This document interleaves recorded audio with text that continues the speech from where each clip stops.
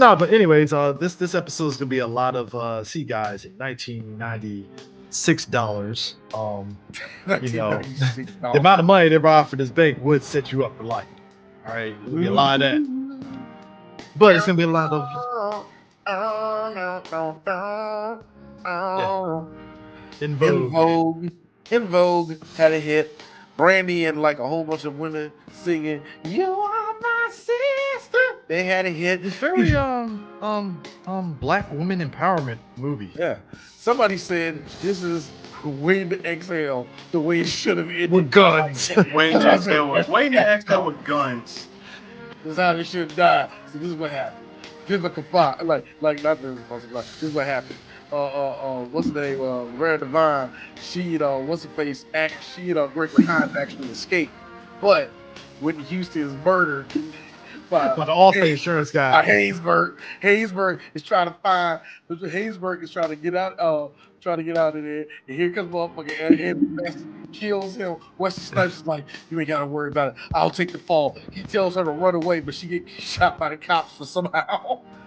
What about Layla Rashawn? Dies doing coke with McKelty Williams was like 8 scenes ago. So there you go. Nah, but Set It Off to me, it was definitely like, okay, so here's the thing, like, we talk a lot on this podcast since the early days about, we had a black action month, right? Like seeing black men in action movies kind of thing, right? Like Low Down Dirty Shane, Action Jackson, that kind of stuff, right?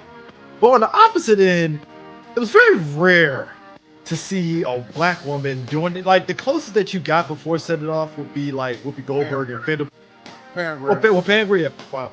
Pam Grier. Whoopi Goldberg did a couple of action movies. I think it was What action movie? No. Whoopi Goldberg did that. Fatal Beauty. She had to do a tumble.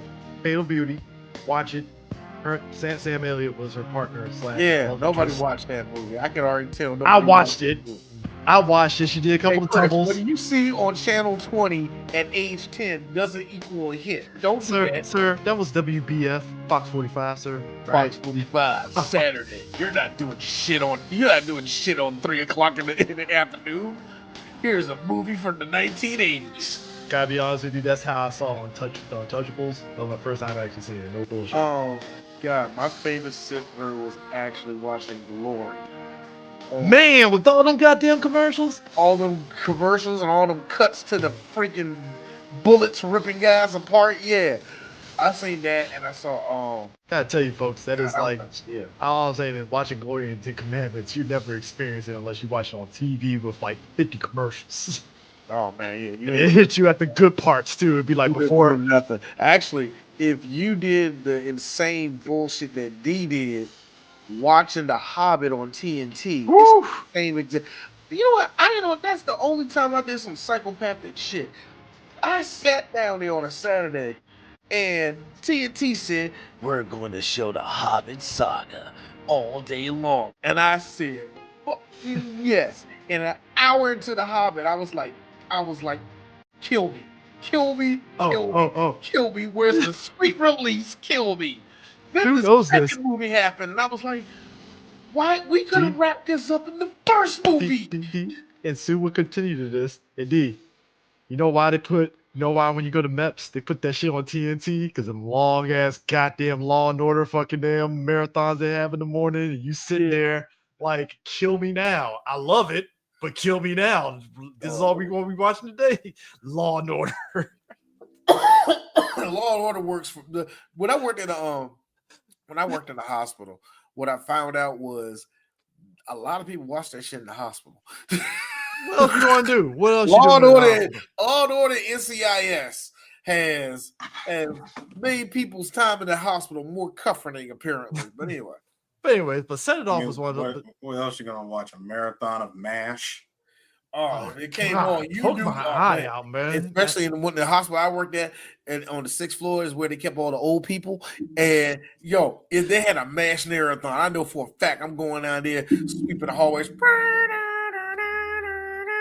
Gotta be honest with you. I like that. You gotta get the good hospital where they marathon the Golden Girls. Man, that's a good time, sir. Jeez. That's what I said. You gotta get the good hospital. Montgomery County Hospital. We gotta go. Look, I worked in one. No. It's that in Italian soccer. Shut the fuck up. There's a nurse that works there named Gladys.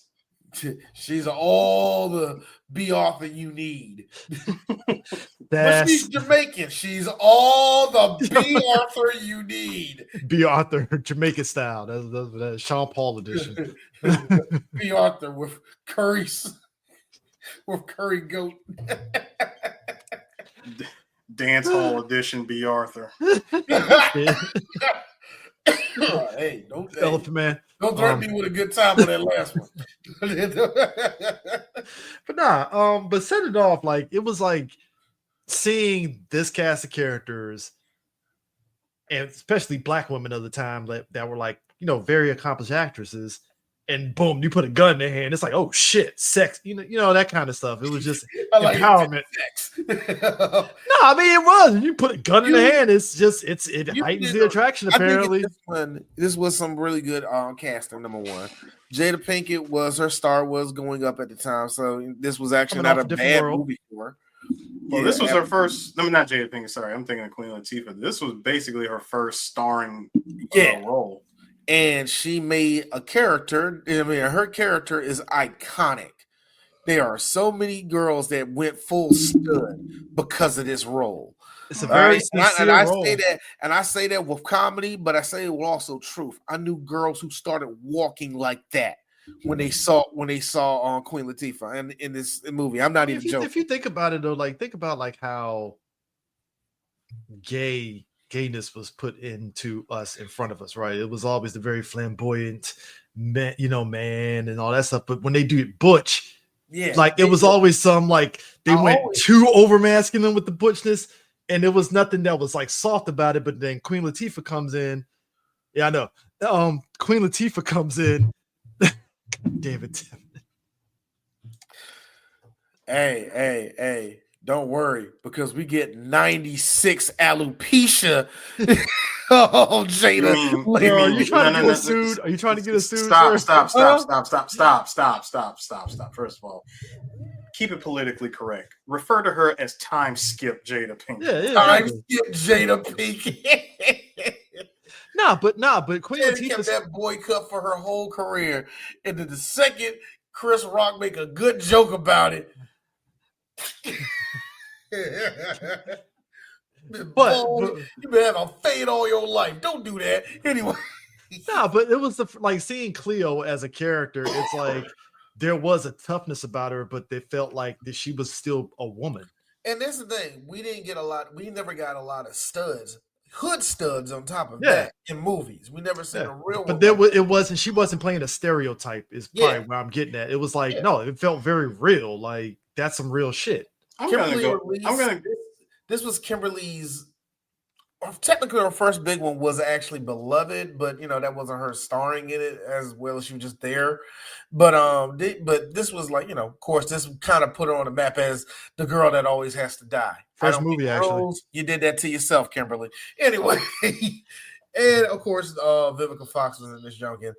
Vivica Fox, who I wasn't as a kid, I didn't like her, and I'm a grown adult and I still don't like her. Yeah, I like her. Look at this. Vivica was Vivica. I have no hate toward her. It's just that for whatever reason I wasn't attracted to her. So it's like, ugh, you're ugly. I don't like you or something. I don't know. Something a teenager would say. You know what I mean? I'm gonna say it. This is how you write female characters. You make them memorable. Wow, Eris. Why can't they just be like, stereotypes that we've seen over and over again? But no, because these were iconic characters. Well, I beg to differ. Where's the pretty one? They're all pretty in their own way. Sir, I'm going to need you to stop because no. And of course, Vivica. No. Matter of fact, I'm gonna answer the question for you. You want to know? No, I'm gonna answer the question for you. You want to know who the pretty one was? Who? The one that didn't talk. Cleo's girlfriend. She had a couple of the moments, she didn't say a word. She cried in Lesbian. No. Eris just did this to me. Fade back. What? Yeah, you dogs gonna play Kimberly Elise, did you, nigga? But You asked the question. The question. I answered. But I agree with you. It's to your point. It's to your point that like, all right. I feel there's. Put it this way, Chris. Even when they fall into the stereotype, that's not who they are as a character. Yeah. No, what I'm saying is, I think there's a backstory to all of these girls that actually makes sense. Yeah, I feel believe nothing like she said no to the professors or something where you can tell a white girl is doing this when she writes. But to what Sue was saying, I always got to the point of I was trying to stood up to her Muslim father. No, it's like I try to sit there and understand. Okay, we talk about like how certain Hollywood movies, some, not all of them now, but like some kind of, it feels like they overcorrect on a female character when they don't need to overcorrect on it, kind of thing and stuff. Absolutely. So, because it's like you don't want it, because it's like I get what you're doing, but it's like you don't have to go too far to this one direction to do it, right? Exactly. That kind of thing. Yeah. So I think that's the problem. Like I said, you could have felt like the only one that kind of goes deeper to a stereotype, kind of, is Cleo, but it's funny. You had to be around that time to know how, not rare. We all seen studs back then in the day, but she looked everything from the freaking cornrows to nigga. It's because, and that's the thing. It's like because I think now it's like sometimes you get a show, a movie. The tallest one out of the whole crew. Yeah, you played basketball all the time with the boys because you were tall enough to. Because I think nowadays when they had to go through that, I'm sorry. And the thing that sucks is that like, and I hate Tyler Perry for this.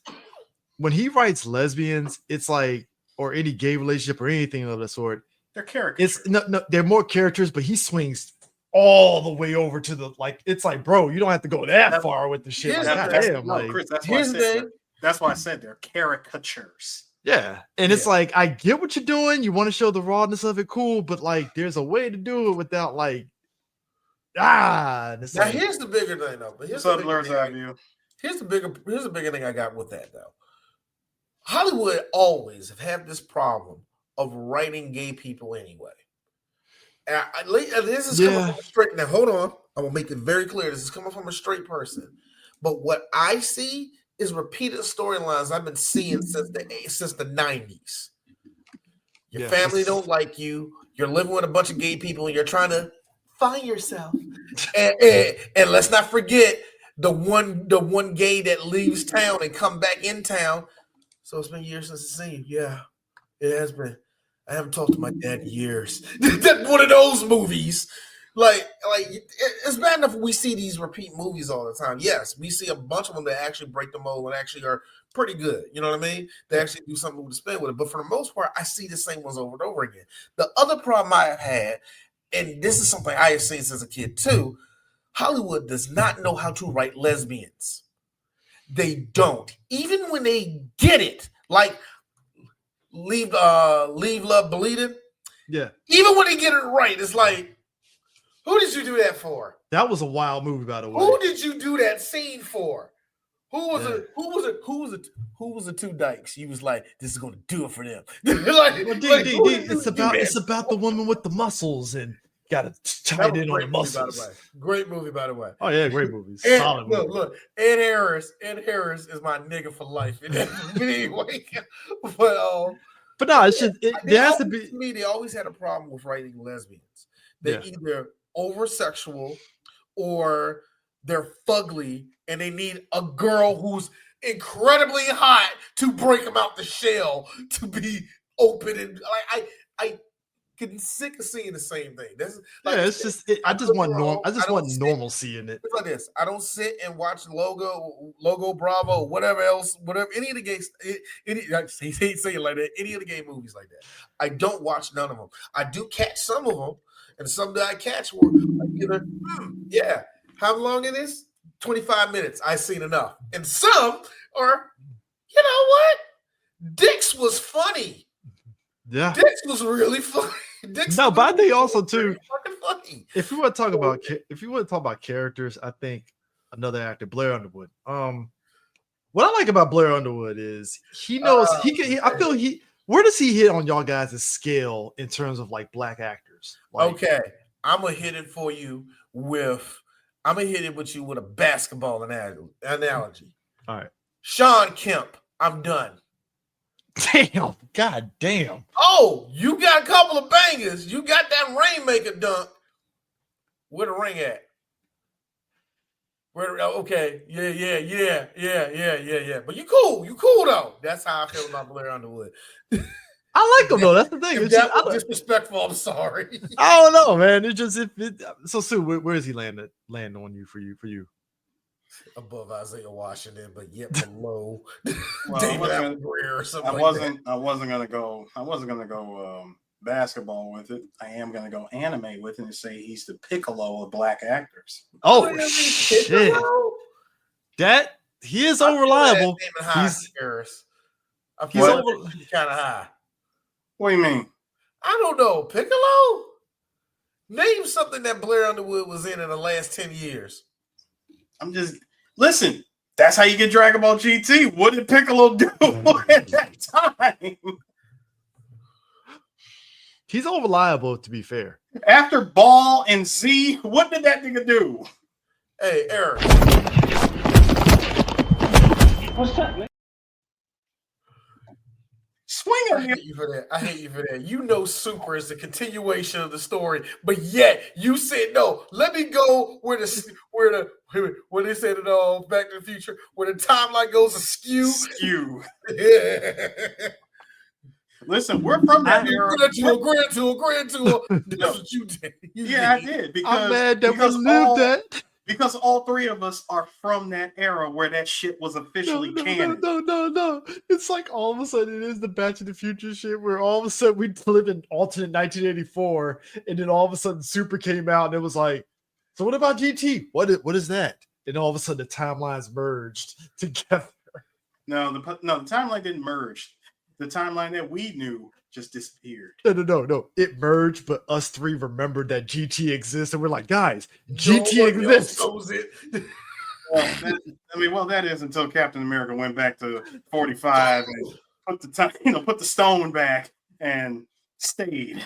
And what are you doing? Look, what are you doing with dudes like, I don't know, man, it ain't that bad. As long as I get to see Attack on Titan. What's Attack on Titan? Jumps out the window. See, me personally, if that happened, I'd be like, oh shit, I can actually get rich. Attack on Titan and just write Attack on Titan immediately. I do not want to know what Chris is. And then it doesn't go. No, I don't want to know what because you mess with memory. Of that movie, of that show would be. And how different it would be. No. I'm gonna stop you right there. See, Chris will go back with that idea, but because he went back into that time, you're not going back to the actual time. You are creating a whole new past. So therefore, Attack on Titan wouldn't even be called Attack on Titan. If anything, it'll be what? If anything, it'll be Assault on Behemoth or something. I don't know. Hey, Chris. We're through the looking glass here, people. And the guy that was supposed to write Attack on Titan, he's like poor and homeless because he couldn't come up with an idea. No, that guy wrote Dragon Ball. Ooh. So what Dragon Ball we are getting? Here's ours. Something that you would not recognize, but the world recognize. Like, what do you mean by that? In turn on this time, the TV. Turn on the TV. Turn on the TV. Watch Dragon Ball. See motherfucking Vegeta get one shotted. Yeah, sit your ass down, nigga. Shatsu. Where's Goku? What's a Goku? It's about Shatsu and his adventures. And about Shatsu and his adventures. I can't wait till you see the episode where he bangs out Chi-Chi. What? Yeah, That mine. sex. It was bold by the Japanese, but they showed it. But nah, Blair Underwood's character though, bro. Like I said, he's the Piccolo. I like that. Blair Underwood look like he smells like good cologne. He's one of you know what he was a very good upstanding respectability. I'm a black Republican, black, you know. What makes you think that black Republican? Is it a thin mustache? It's a thin mustache, man. Is it the white girl before black girl look he got on his face? I voted Reagan. I voted Reagan. I like the only reason I voted for him was because I was young. I was a young up and coming at that time, and I was a contractor, and it was the best thing for me. Now, I regret it. Eris, what's wrong, Sue? You okay? Oh, damn, we're gonna talk about that later. No, I just thought that was funny. So anyway, Nicaragua. Crazy coke, but yeah, I like but yeah, but now he's always been like the old reliable. Like I'm surprised he hasn't made a stake in the Hallmark movie as like the love interest. He had one big television show. He had to, but no, Blair Underwood was always like the nice black guy. Like if you want a good looking black dude, Negro, man. Yeah, you know, has some ashy moments, but he's well meaning and nice guy. You know, got a good job. How you taking shit out of Blair Underwood every fourth time? Yeah, he's been ashy. When did he do that? Oh, he was in Long Legs. Yes, he was in Long Legs. I was just gonna say Long Legs. He had the best role. 3 Women, Smothered, Origin, Love Life, which is a TV series. Hell, he was in a couple. He's been in like 4 or 5 TV series. Hell, he was in American Crime Story. Yes, he was. And we are forgetting that this nigga played one of the best villains of all time. He was in Dear White People. Dear Family Reunion. Mm-hmm. He played one of the best villains of all time. Going upside light-skinned women heads. Top. I loved it. Also, he was the brave black astronaut that died for us in Deep Impact. No, also CJ, you should know this. He was in 10 episodes of Agents of S.H.I.E.L.D. Yes, he was. He was Ming-Na's love interest. Okay. Do you watch this movie? Watch this. It was good, but you knew crackers wasn't gonna stand for it. He played Ironside in this show, Ironside. Yeah. It wasn't that bad, but crackers was like, no, get this coon off of television. No. There's only one coon. He was in Malibu's Most Wanted. Here's my thing. Yeah, he's the one that hired Anthony Anderson and Tay Diggs. He was in G. No, but here. He was in Bad Hair. I forgot he was in Bad Hair. He was in Rules of Engagement. Ironside is one of those shows where it's like NBC says there can only be one black guy, and it was Eric LaSalle. Blair Underwood, get the hell out of here! Like, to answer your question, D, the man has remained quite consistent. Well, let me be real. He's a working actor. I will take back what I said about Mr. Underwear. I don't hate him. I was actually going to go somewhere with that.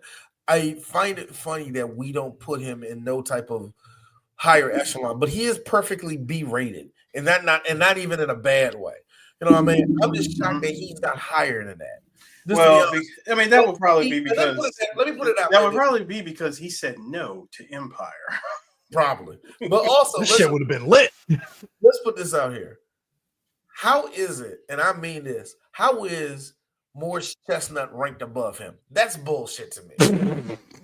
That's bullshit. Not to take it off of Morris Chestnut, but nigga, Ricky, listen to me. You ain't that great.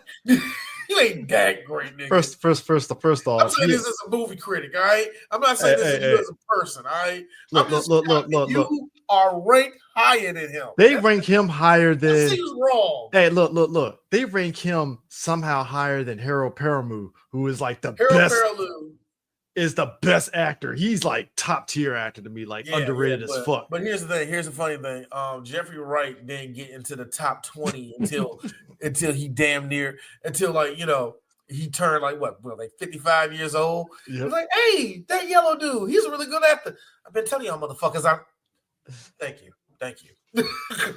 Jeffrey Wright is like Jeffrey Wright. It took time for Jeffrey Wright to get in the top 20. So I was saying Blair Underwood was always like the old reliable and stuff. But what's wrong? What's wrong? Blair Underwood has a starring role that's coming up that is directed and written by the RZA. Let me give you the quick premise. An ex-military convict seeks a fresh start in a small town, but his past catches up as he finds love amidst danger and chaos. This movie stars Shameik Moore, Michael Harney, Blair Underwood, Rockman Dunbar. Wow, Paris Jackson, R.J. Tyler. Oh God, who else is in this? Damn, Blue Ranger. Damn. Fucking Michael Jackson's daughter is in this. Hey man, gotta get that Jackson name out there. Yeah, the movie's in post-production right now. Good old PJ. That is wild. RZA directed and wrote this. Look. Brother, sorry. I'm sorry. I am sorry. I'm sorry. I do not trust that nigga behind a camera. You don't trust Bobby Digital, man with the iron fist? He can write the story all he wants. Doing this, manipulating this, no. So you didn't like the action opus, The Man with the Iron Fists? You didn't like that? You didn't like What's that? Sick of you. By the way, if you were that dude trying to convince everybody in your class to play that Wu-Tang fighting game, go home. I know you say it's 25 years ago. Go the fuck home. Chris, go home. Because I need you to raise your hand. The game was the shit. The game was some shit. Yeah, that Paris Jackson. I'm Black Paris Jackson, and D going, okay. And I'm hold on. And I'm Michael Jordan's son. All right. We can be stuff that we ain't. It's cool, baby. We all playing games around here. Speaking of Dre games, Dub C and Dr. Dre were in this movie. Yeah, Dub C and Dr. Dre was in it. Dub C being overly niggerish. Well, I wouldn't say niggerish, but yes, he was. You did that black man grit when he clocked that gun. That's what I call Gen X anger. That is Gen X anger. Just mugging and 3 bread. I mean, like three Pusha T braids. Does he still got that to this day? Yeah, he does. Get the fuck out of here. Yes, he does. It's longer. He still got them shits. Yeah, he still. Wow, bro. Yeah, they're longer now. Wow, bro. Are they gray? Probably gray as fuck, aren't they? They have to be. No, I don't know about that. If them shits is jet black, he been dying. Oh, by the way, to go back to that upcoming Blair Underwood movie, the title, One Spoon of Chocolate. You're muted, Dave. Oh, I'm talking to my 5-year-old son who's trying to get on the show for some reason. I'm sorry. Yeah, sir, you really that's the name of the movie? Yeah.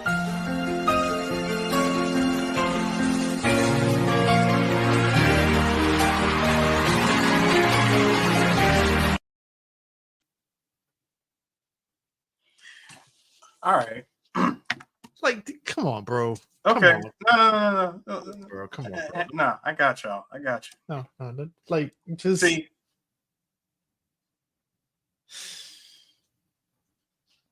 Think I'm lying? Look at this. I just. Oh no, this is for everybody in the chat. Everybody want to know. But I can't take this shit no more, man. Director, writer, the RZA. 10 out of 10, baby. 10 out of 10, baby. I want to see this. Hey, I'm a stand of The Man with the Iron Fist. It's a stupid as fuck goddamn movie, but it's just yeah. You know what, man? You know what? Dub C, Jesus. like Dub C being in the movie was great, was wild. Oh. But then it was my man from fucking Players Club that raped old girls and shit. Oh no. Yeah, the walking 90s LA. Doing just doing the little tapping and shit. And I'm like, okay, man. Like, I forgot what's his name? I'm looking it up right now. Lorenz. Yeah, Lorenz. Yeah, Lorenz. But like, it's dog.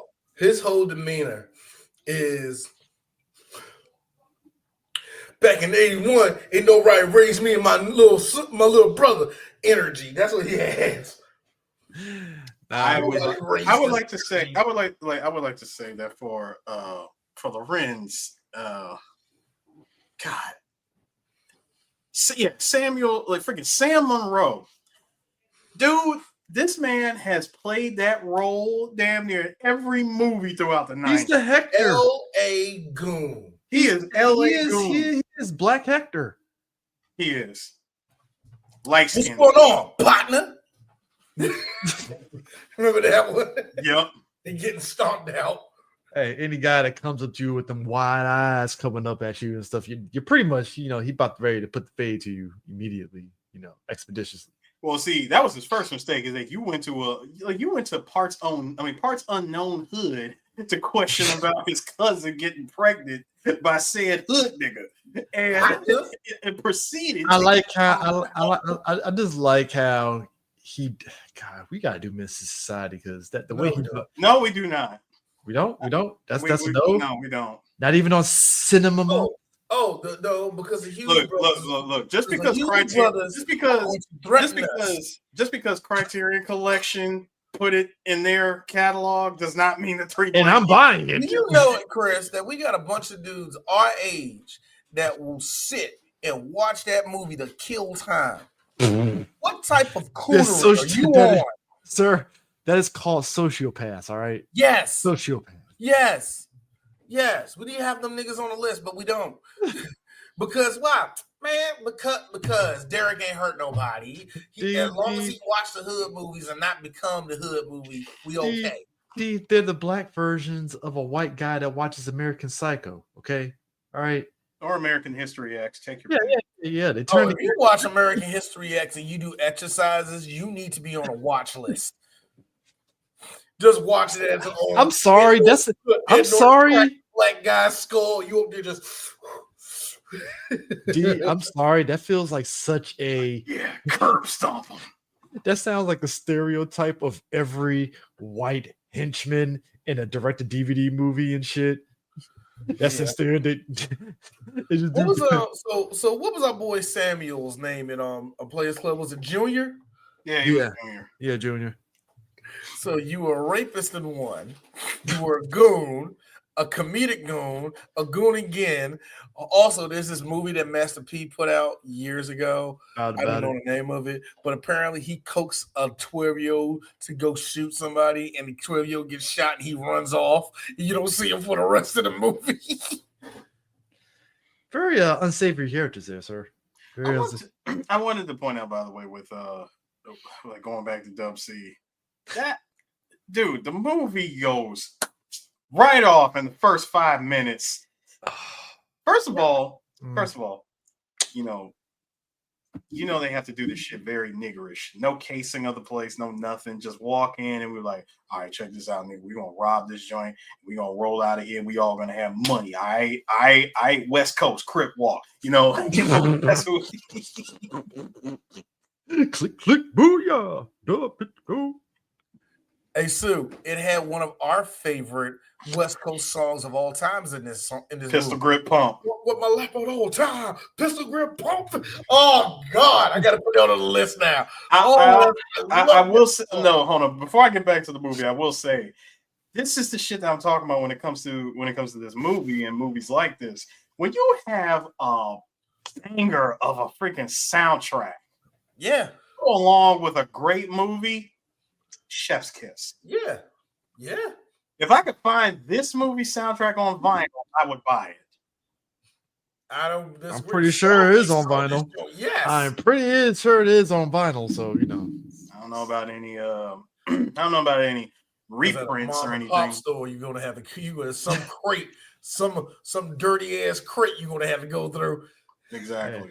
Hey, look, man, it started making a comeback. So hey, get them vinyls now before them prices start fucking getting stupid. But going on with WC, like I said, the movie just careens off a freaking cliff in the first 5 minutes. Like Dub walks in, and I like how he tries to be quiet first by doing that. Hey, I'm pulling out this Smith & Wesson. You already know what to do. Give me the damn money. Now, the way that he approached Vivica Fox, Frankie, if you will, playing Frankie, by the way, Francesca, I want to such a Gen X black girl name. I wanted to put like a couple, I wanted to put like a couple of things together just off of my own observation. See, here's what I'm thinking. Number one, both they know each other. They're both from the projects, and notice that he never once pulled the trigger and shot at Vivica. Oh, he gonna pull up random white lady and one shot to the dome just to prove a point. So it's called reparations, okay? All right. You call that reparations. I call it doing too much.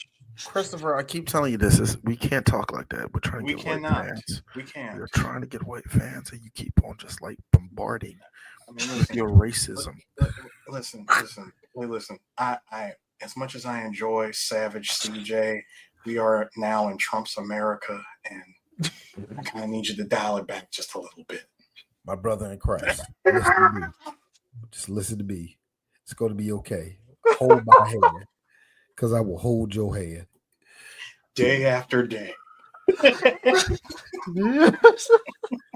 hold on to your dreams. Keep your head to the sky. You can be optimistic. Najee Rambi. Assalamu alaikum, my brother. Brother Chris, can I talk to you, Brother Chris? Real talk. I love how black people call each other brother like that. I love how we call them. Look. People need to understand. People need to understand the genius of us as black people is that you can put a kufi on anything, and it just makes the shit like 100 times better, man. It is like the greatest shit. No, I'm not putting one on them. You need to. Sir, it's called white hoods. Like pointed. Well, it would only go on one of them. See, it only goes on one of them. The other one, fair. The other one, the pudgy one, nah, he ain't about that one. I'm sorry, you got theirs. You don't understand. That fair was like. You're right. I was gearing to fight, and I realized he's right. Fair. It's too many white BBLs out there, man. All I'm saying is fucking up that bad. White girls that go, Me and D talked about this, right? We talked about this with Banks. My mom said, wait, real quick. No, what I was saying was, I'm thinking, had they actually got away with that shit clean, they get back to the hood. I wouldn't be surprised if he said, "Hey, good looking on that heist and making that shit go clean. Here's a little something." I don't know. I don't trust gangsters. Yeah, granted. Thank you so much for keeping us out. I got your back. Yeah. Granted, of course, they are some, as the movie called them, crackhead ass niggas. So, I mean, buying crystal. That was a lack of words. Could have just said they was on water, and we believe that. They don't look like the crack doing type. They don't. But they definitely do like some niggas that got high and thought, hey, let's rob a bank. Yeah, y'all look like y'all hung out with them bikers one day and y'all started smoking angel dust every now and then. Not all the time, just every now and then. No, but my thing was this though, like that whole. So my mom used to work at bank. She used to work at Nations Bank back in the day before. No, it was like Maryland. It was Maryland, whatever bank, and then Nations Bank, and then Bank of America, whatever. But anyways. She worked at a bank, and like Frankie's job, the whole thing with like procedures in case the bank gets robbed, every bank, they get told, hey, here's the procedure on doing X, Y, and Z and stuff. So like when you're watching Frankie in that moment, you start realizing you got a gun in your face. Like that changes the dynamics of anything, any procedure that gets thrown in your face. Not only do you have a gun in your face, but you got a gun in your face being held by somebody you know. Yeah. And hold on, I'll add one more thing to that. Let's put on the stress of, even if I get out of there, they're gonna fucking fire me because I know who the fuck you are. Why of all my day would have been like this. Also, why did you have to come here? Betty, why did you have to come here when I was working? Well, it didn't help. I took the day off. And I know one person's probably asking this. Where was the bulletproof glass? Welcome to the 90s. Welcome to 1996. Oh, yes. Plenty of bass back in the day. You just go up there. That's it. And Vivica you think you would have learned after the movie? You think you would have learned after the movie Heat that came out the year before? Look, Vivica was cool as shit. Boy, what's up? I didn't know I had a bank down here. So matter of fact, I ain't never seen you out the projects. What's going on? This. Yeah, let me find out you. Oh shit! Why you? When you see the slow hand move, one thing I will always give black women. The one thing I will always give black women. Because black men, we give off the same thing too, but a lot of y'all saying no, I can do it myself. We won't go there. But but black women, y'all have a way of looking at black men and telling us the whole story about what's going to go down. Just because she looked at him and was like, nigga, you are not going to make it out. You are about to start some shit. These white people are going to fire me because of your stupid ass. Put it down and leave. She said all that without opening her mouth. She did. Here goes Dub C. Bitty Siegel face. Siegel face. And I mean, what's wild is Grimaces in Compton. What's wild is because Tevin mentioned the whole thing with Alonzo and his gang and Jason's lyric.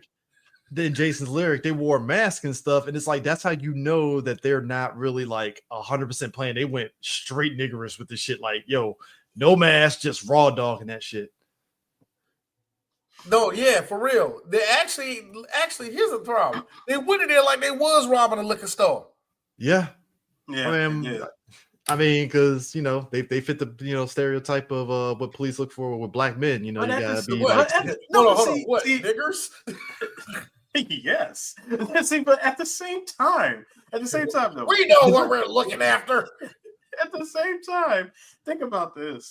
Trump. You pull, no. Think about it. You roll right up to the teller. You know it's her. You know her from the hood. You thinking this should be easy. She knows the rules of the game. We all from the same projects. But it's also that look that people give when you don't want that whole D always uses meme of Jordan telling Ewing don't start that shit. It's basically the look that she was giving them the whole time. Like, bro, really? You can do this on my break? Can do this on break? Like, why today? Why today? Bank? And why my bank? If I was on break, at least I'd be fine. Like, all right, I'm on break. No. Here's a bet. No, even better. Why not tell her? Why? There are 8 different tellers. You stop right here. Why? What, convenience, nigga? The way I would have fake fainted, like, oh. Shit, I'd be like, hey, look, I'm sorry, man. I'm on lunch break. How many times? He should have tagged in old girl. No, but everybody in the chat, how many times has that ever happened to you? You get right up to the freaking bank teller just to see that little sign get dropped down. To me. I had never gotten that before. I haven't. But you know what they should do? Trust me, it happens. You know what? I'm actually shocked she didn't do this shit. I know you're not right here. Put the gun down, nigga. Don't do that. What are you doing? I'm shocked it didn't go down like that. Black women, y'all got that power too to negotiate real quick. Now, what the fuck gonna happen? All them crackers gonna shoot you. Exactly. Well, here's what you need to do is go to Wells Fargo down the street. The problem about it is the way their safe is set up. Write it the way they safest set up. You would just writing it down like thanks. So you run away. No. You just smack. He just smacked the smack over the pen that's attached to the chain. like here, write this shit down. Why the fuck this nigga try to pick it up and try to? Oh shit! The chain catches his ass. No, but I'm dead serious. If you've ever seen, if you see how this shit goes down, no matter what scenario you try to play out, she's getting fired. Oh yeah, that was the problem I had because I was thinking the whole time, like, well, maybe she could have made like. No, but see, here's the problem though with that. Like no, but see, here's the thing though. It only got triggered when John C. McGinley's character was a Detective Strode outright says, "Oh, you know him from the neighborhood," and I was like, "Oh, you implicated her by saying that shit." Yeah, John C. McGinley did an amazing job playing one of those cops in this movie. Yeah, peak white cop. Wait, no, hold on. Let me call it what it really.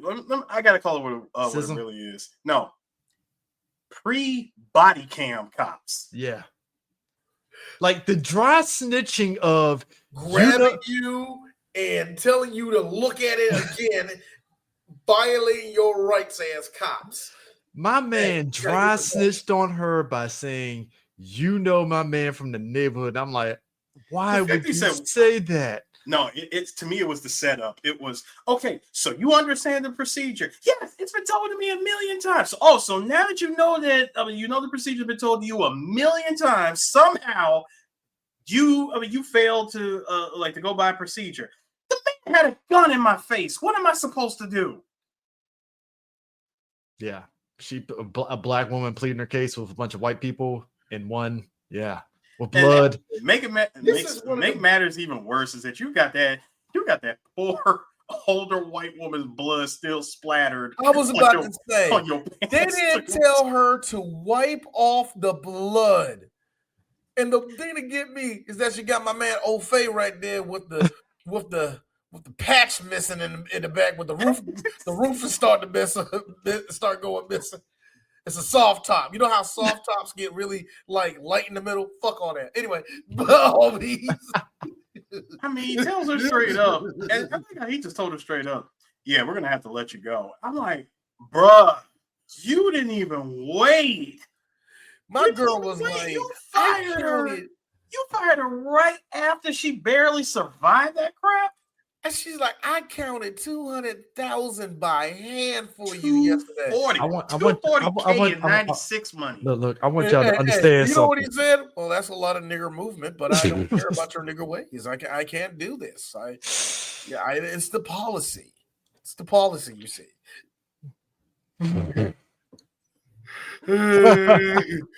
Speaking of I like that for Dub C. Yeah. Banging.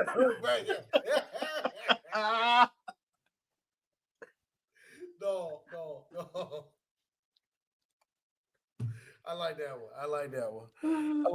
One of the best lines I ever heard, and y'all heard it if y'all heard Mercy. Pusha T saying this line. Something's on Jefferson. Roof gone, George Jefferson. That's a good line. That's a bar. Roof gone, George Jefferson. And then close to it. Anyway, we got Stoney, Cleo, and TT. Meanwhile, they work as janitors. Yep. Under Luther, not the Aegis Luther. Hey, look. Shut up, Chris. No, can I say the line from that first 5 minutes? Go ahead. You ain't even think to ask me if I was thirsty, sister. Hey, that's Rock's wife. Let me tell you something. I felt so bad for no.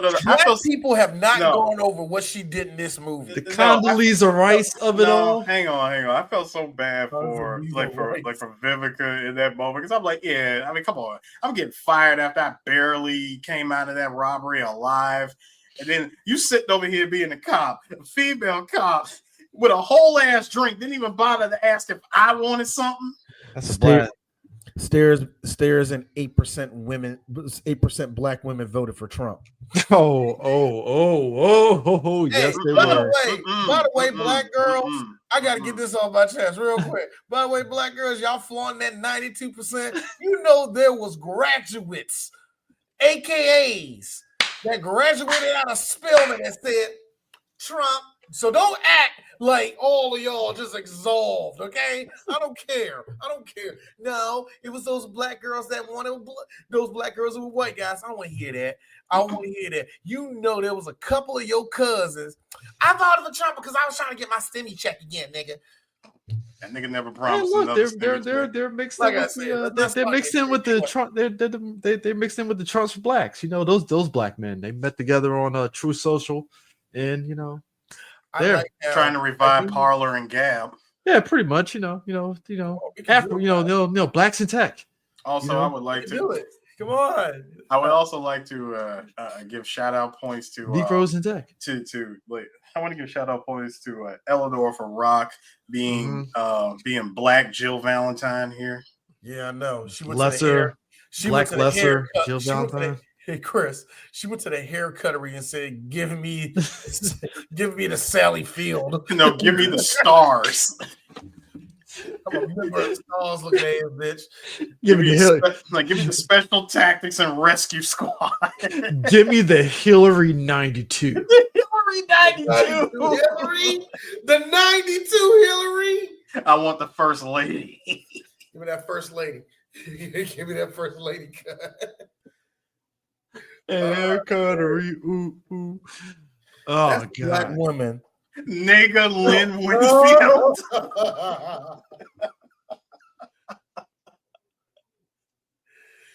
Imagine. Oh, I hate that. Give me the typical special. Imagine, if you will. Lynn Winfield will like, evil Iori style. And I was like, and she turned into her. You were like, oh shit. And she just started rocking your shit.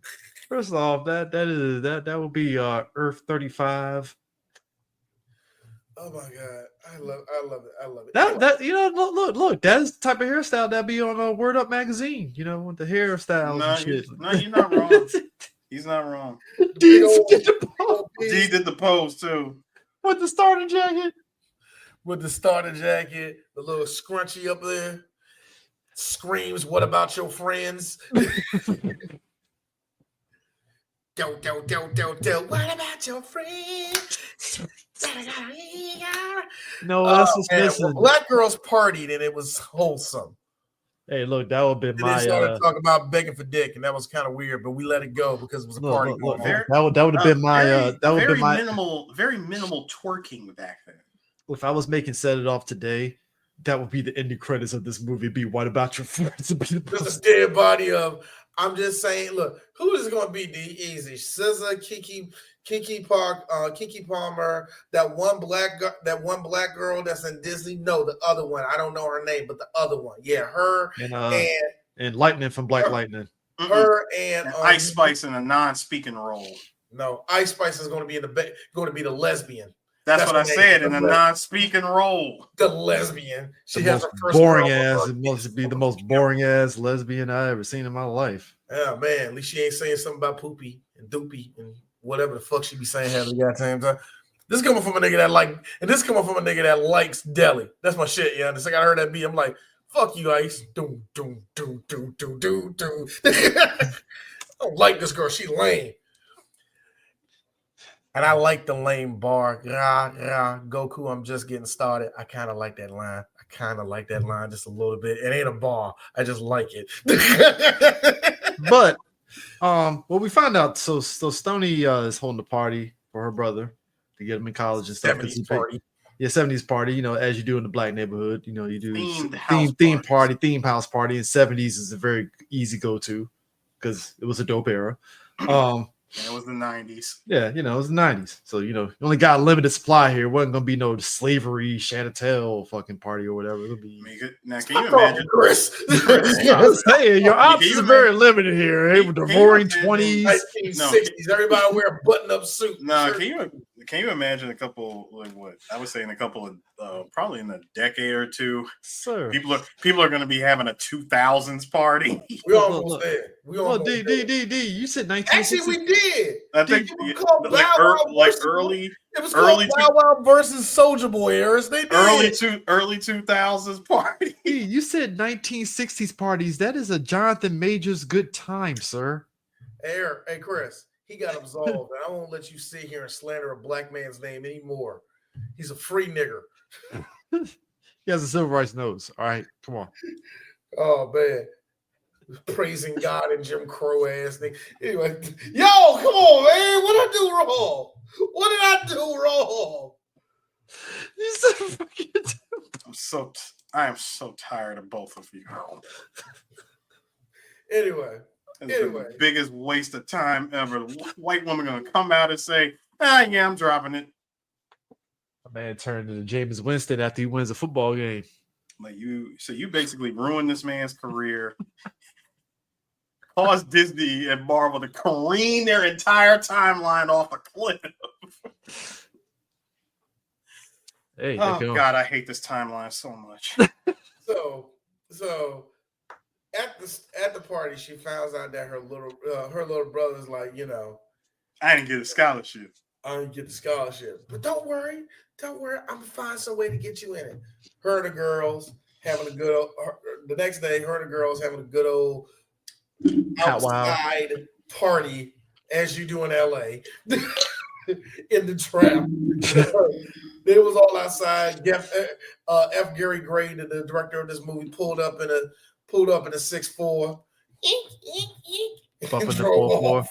You know, watching this movie, I really had to say, hey, it's nice to know what what homeboy was doing when he wasn't working the convenience store on Friday. I was thinking the same thing. You know what? Get your ass up. Even what over here? I found out who he was. Oh, really? Yeah, when I saw him in this movie, I was like, "Hey, that's the nigga that was in the that was F. Gary Gray. Basically, F. Gary Gray. Like basically, real talk, nigga. That was my cousin. Mark ass trick. Seriously, F. Gary Gray. Like I don't know. My mother always told me this. Like every time she look at him Friday, she's like, that's your cousin. And I'm like, we don't look alike. Y'all probably do look alike. But in a way, but then I look back, when I looked at this movie, I'm like, oh damn, I do see it. What's your mama's last name? That shit. Eris get that 2 days to retirement speech where we found out he's blood related to F. Gary Gray, and he's like, 2 days to retirement. I'm like, the fuck am I doing? What am I doing with my life right now? You could have put it 3 Black Geeks years ago. Why am I here? Find out that we are critics. He like, I've been waiting for 3 black critics like y'all to actually put my movies out there. Really? Fuck no, I haven't. Why would I think that?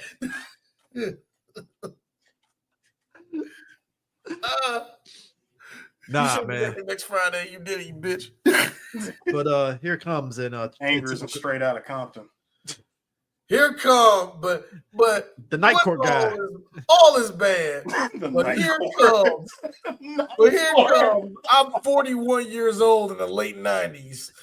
Brother came in with the uncle at the cookout special. Hey guys. I like the hey folks. Of gray in the high top right there. Hey folks. All I'm saying is he was our age.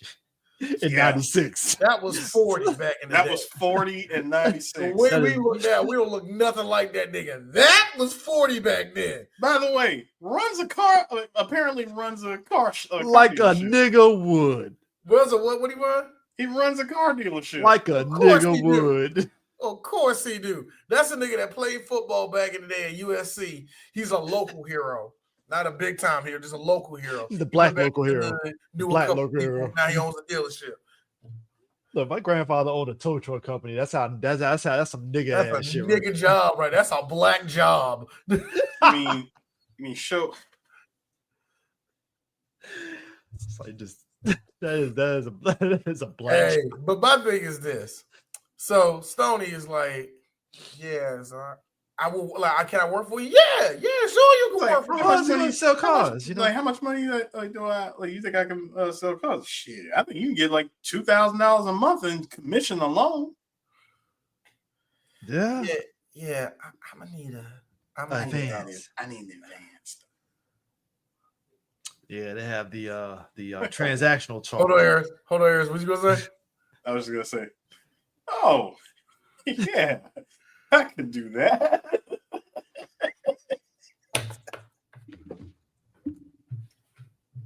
You do that.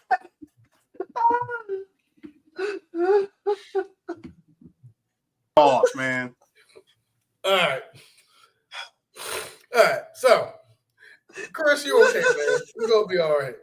But D has made a couple memes, and I'm just gonna put it out there. We know the situation, but these are my top 3. I'm gonna make a whole bunch more, but these are my top 3. Number 3, Trump and the U.S. economy. Number 2, Jada Pinkett. I love that it's reversed. It's the other way around. It's eerie, isn't it? Like looking into a mirror. Into the different world. And finally, my number 1, and my son fell out when I showed him this.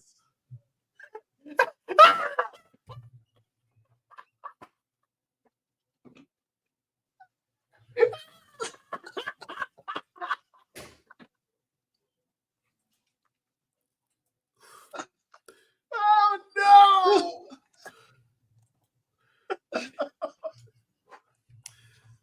I'd like to say, everybody, thank you for joining us tonight on Set It Off. This is on the eve of Thanksgiving.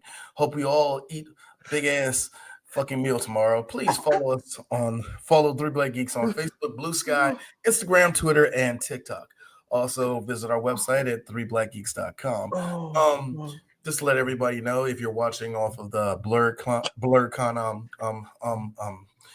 portal of this, just let you know that 3 Black Geeks have been going to BlurCon since its inception, and we have always done things. One below me, he's the DJ Sue. He's fucking awesome. Always does the Friday night, and I think he did Saturday night one year, but he's one of the best DJs there. This tall one beside me is Chris. He always shows up as a Power Ranger and something else like that, but he's really big in a Power Ranger circle here in DC, and I love it. Me, I don't do shit on that weekend, but the point is, we all come together. We always show up for BlurCon, and we will be there this year like we always are. So just want to throw that out there. But for everybody else, see how I killed these niggas? I knew it. I knew the second I made this, and I started cracking up myself. I knew it was a. When you say your sons laughed, I was like, what could they possibly? It's the femboy feet is what got me. I don't like, because I was trying to find a good way to like really inflict something, and I was like, I mean, you could have just wait a minute, D. What type of feet? And it just hit me. I like. No, you could have easily just put. I was going to say AOC. I was going to say AOC sneakers. No, sir. I need you to stop. See, first of all, red pillars, they hate AOC, so they would never. They want to beat off inside them Asics. No, they don't. They don't. No, they don't. No, they don't. They don't. I can guarantee you. AOC looks like she wears Asics. Oh, she does. She don't look like a New Balance girl. Or no, she is 100%. She is 100% an Asics girl, as apparently it was seen and revealed on January 6th when her shit was stolen. Yeah, because one of them niggas beat off in my Reeboks. Now I can't wear them no more. They were the AIs. You dirty, nasty niggas. You know I can't find these motherfuckers. Come on, she a Puerto Rican girl from New York. She got a sneaker collection. She might be 40. She got AOC. You are AOC. Call up Complex. They'll take you sneaker shopping. You'll be all right. Good. But nah, man. Like, are you good, Chris? I'm good. I'm good. That shit just the back to back. No, that red pill one was too good because I'm like, oh my god, man. He really only thing missing was beat it up well. Okay, I gotta be real, man. That is some. We really don't talk enough about like the level of which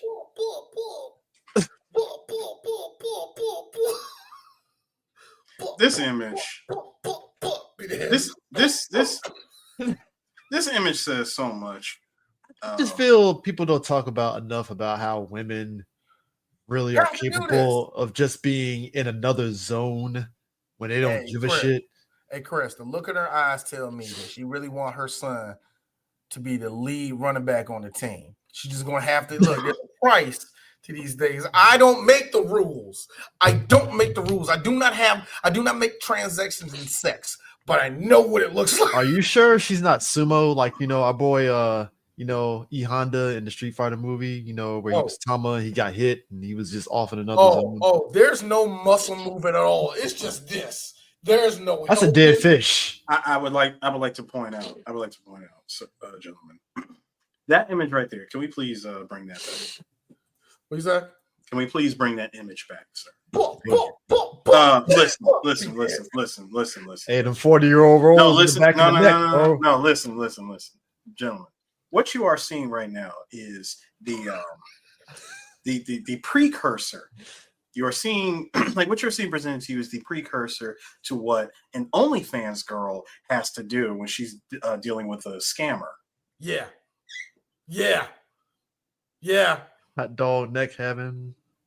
Doesn't matter. Nigga's a scammer, but he got all the money. Look at the sweat. I am blaming. No. See. I will not point that. I will not give points trying to get that for Series X, ain't you? No, stop it. I am. Please stop it. I am not giving points for the sweat based on performance. Like I am blaming all of that on LA heat. This was in the middle of summer. Smells like Murray's hair grease. Eris, I'm gonna keep it, and I'm gonna keep it, Eris, to the time. You trying to go to that Wendy Houston concert, ain't you? I want to dance with somebody too, huh? I know you trying to see Luther when he get in town. Oh man, hold on. No. Fat Luther or skinny Luther? This is Fat Luther, right? Or is it skinny Luther? This is losing weight Luther, if I'm mistaken. So this is after Meteor Man. So is this is fresh off of Meteor Man, skinny Luther. Okay. No, this is in the middle when he was kind of blowing up again, but he, his found a good weight until he died. No. Listen, this is so. What a time to be alive to see both versions of Luther. You trying to go to that Janet concert, huh? Rhythm Nation. I like Velvet Rope too. Nigga, that shit late, dog. It's like Velvet Rope. Velvet Rope was good too. No, this Velvet Rope. Smelling like black ice and shit. So. Shut the fuck up.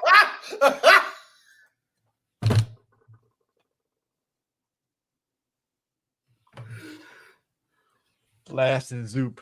You trying to get that Super Nintendo for your kid? Atari Jaguar. You're right. It would be Tony. Yeah. Thank you, Mr. J. I agree. It's Tony. He's moaning this in her ear. It never rains. That's Southern. I would like to say that there are several moments in this movie that if you were to make a joke out of it, that right there was a day after day. No, why did you not do that? The sad music as my man. Shout out to the dude. Shout out to the Foley artist. 2 minutes of his life. Shout out to the Foley artist rocking that box back and forth. And shout out to the ADR dude going. First off, we talk about that was the actual actor. We don't talk. I don't think that's him. That was method acted, sir. Oh, I don't think that's him. You're giving this way too much credit, Chris. They got a younger guy way too much to credit. crawl on top of her. That's what they did. That's a method actor. That is him. That is all him. That ain't him. Where's the little Eric Chris? You know why I know it ain't him? Because where's that old school? The back of his neck is like Dizark. Mark that. Come on now. Come on. I know old niggas that walked around during that time. You do too. Let's not act like that's him.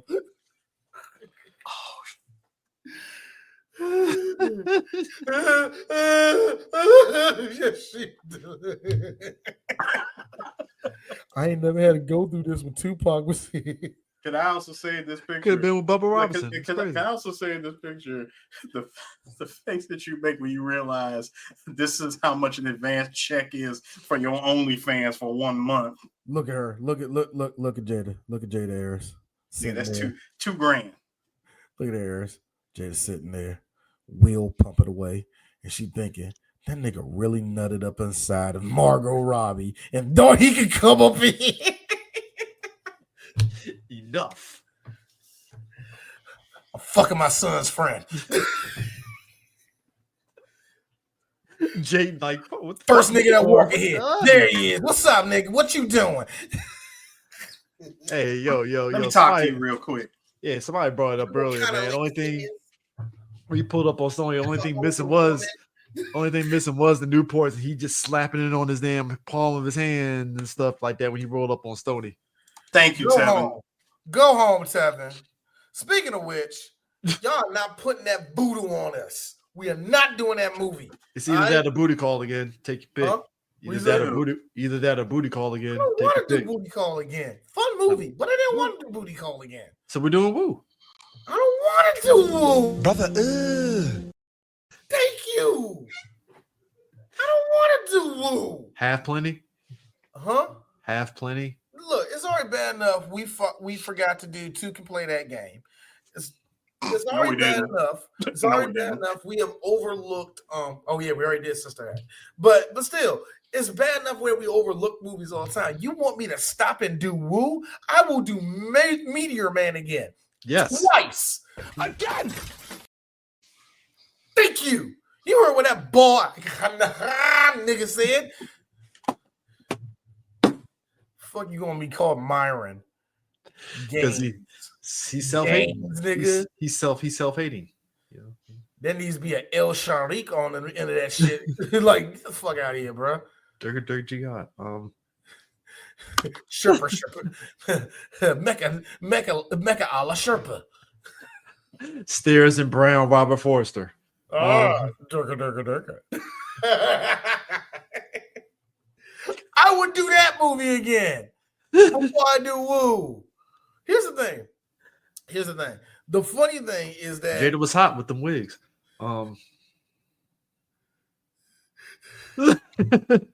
That's what I'm talking about. Do you know that people want us to do Inkwell? I don't want to do it. I do it before woo. Yes, Lorenz Tate. I don't want to do, what was the other movie? Lorenz Tate. Love Jones. I don't want to do Love Jones, but I'll do that before I do woo. What? Y'all gonna have to give me a good reason. The black classic. You're gonna have to give me a good reason besides it's starring two people from Washington, D.C. And I know that actually should cover for us. Sir. I have two names. Bill Bellamy, sir. That's why. Oh God. I would do Mystic J. You bring up a good one. Okay, now here's a funny thing. I do not like Sprung, but there's a lot more meat on that fucking rib than there is for woo. Oh, yes, it is. Yeah. And that's not, look, see, here's the funny thing. That's not a bad axe right there. Same thing for somebody, and before you type it down, somebody that says Baps. No, but I would think about it before freaking woo. Okay. Well, there you go. Just being real. And there's like some of these movies I would love to do, but it just never happened. Like, man, you want only 4 people to listen to that podcast, nigga? I barely remember that movie. Like, D. 5 people did tune into us talking about Across 110th Street. That was dope. That was a dope episode. But that's a classic, man. Yeah. Come on, it had Anthony Quinn in there, and Yafa Kodo in that jump, man, and a whole bunch of niggas in the 70s that we couldn't name. But nah, she does that, and basically his brother further comes out of his mouth and says, "Yeah, I didn't get accepted." To which, rightfully so, she almost let it slip. She was like, "Do you know what I had to do?" I know you wanted to say, "Do you know what penis I let up inside me?" Note the word "let up," meaning that I let the gates open. I just let it happen. Also, she an idiot for fucking ripping up that check. Because I would cast that shit out. Cash that junk. I would cast that shit. I'd be like, all right, well, more for me. I get it, sister girl. Principal, you stupid. You stupid. You stupid. Crying to the bank. You and your girlfriends, you could have cashed that, went to Cancun. You cut up shit. That's 2 weeks in Cancun. Son, you cut up a $2,000 in 1996 money check. Y'all could be down. Y'all could be down in Mexico with Bill Bellamy and all the rest of MTV. Nah, man. Hold on, Aaron. No, you know what? Let me keep it MTV's top 10 of the summer. Hold on, Aaron. Let me keep it 100 with you. Let's keep it hood with her. You and your friends, y'all take a trip to Oakland for the day and go see an E40 concert. You could have done that. It could have been nice. We had fun in Oakland. It could have been great. Now, granted, I don't live in California, and I had fun in Oakland. Seems wrong, but whatever. I'm just saying. I mean, and so he ends up going over to Loren's place, and he's pretty much fresh. He's on the run, obviously. They don't know where he's hiding out at. Well, I think they do. That nigga ain't on the run. That nigga went right back to his house. Like a nigga. Like a nigga. It's like somebody. It's like was it in The Wire? When old boy got killed by Marlo in season 4. Yeah, he was like, yeah, people that run away, they always just run to the same place. They don't never leave, go out in the county. They don't go out of state. They just go to the east side of Baltimore as though that's enough. And it's like, really, nigga. That's what happens. No, see, but that's what happens when you deal with in-town niggas. Mm-hmm. DC niggas are just as bad. Ooh, you think going to Southwest when you live in Southeast is going to fix everything? Nigga, if you don't take your ass down to Southern Maryland at least, goddamn. Chris, I'm all the way out here in Oxon Hill. What? There's a highway that learn from DC. Where that y'all get? No, learn from the nigga who took out Lincoln. That nigga left DC and went to Clinton. One of the funniest things ever is when you actually track that shit. All the Branch Avenue is famous for one reason. That was the road where John Wilkes Booth said, bet. Got on that horse, went straight down Branch Avenue into DC, then zipped all the way back out. That had to be a horse ride too, by the way. Bro. Zipped all the way back up to Clinton and hid. then went the Point Lookout. I like that. Nigga go to Virginia. Thank you, Brian. Nigga go to Virginia or something. Somebody, no, who was that? And not Nova either. Not even not Nova. Not Nova.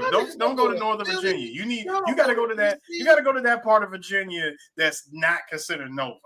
Go to Roanoke or something. Here's the funny thing: Baltimore niggas that go to DC to hide out make it very obvious. Yeah, they do. Because y'all niggas don't understand anything and be like, yeah, nah, dummy.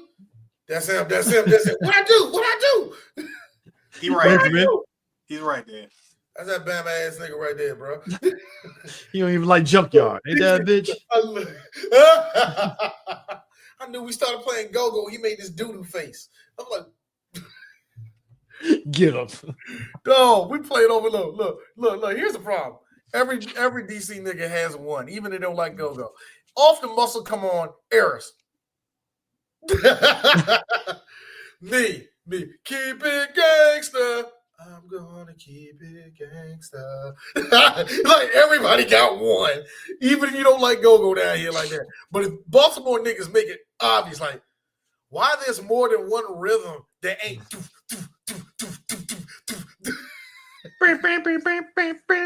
I'm like, God damn, Baltimore House is. Boy, Baltimore House is the most annoying house. And then when New Jersey House got popular like it is now, they try to take credit. Like, stop. No, it ain't. That's not your clan. Stop it. That's Detroit and that's New Jersey. Say thank you to them.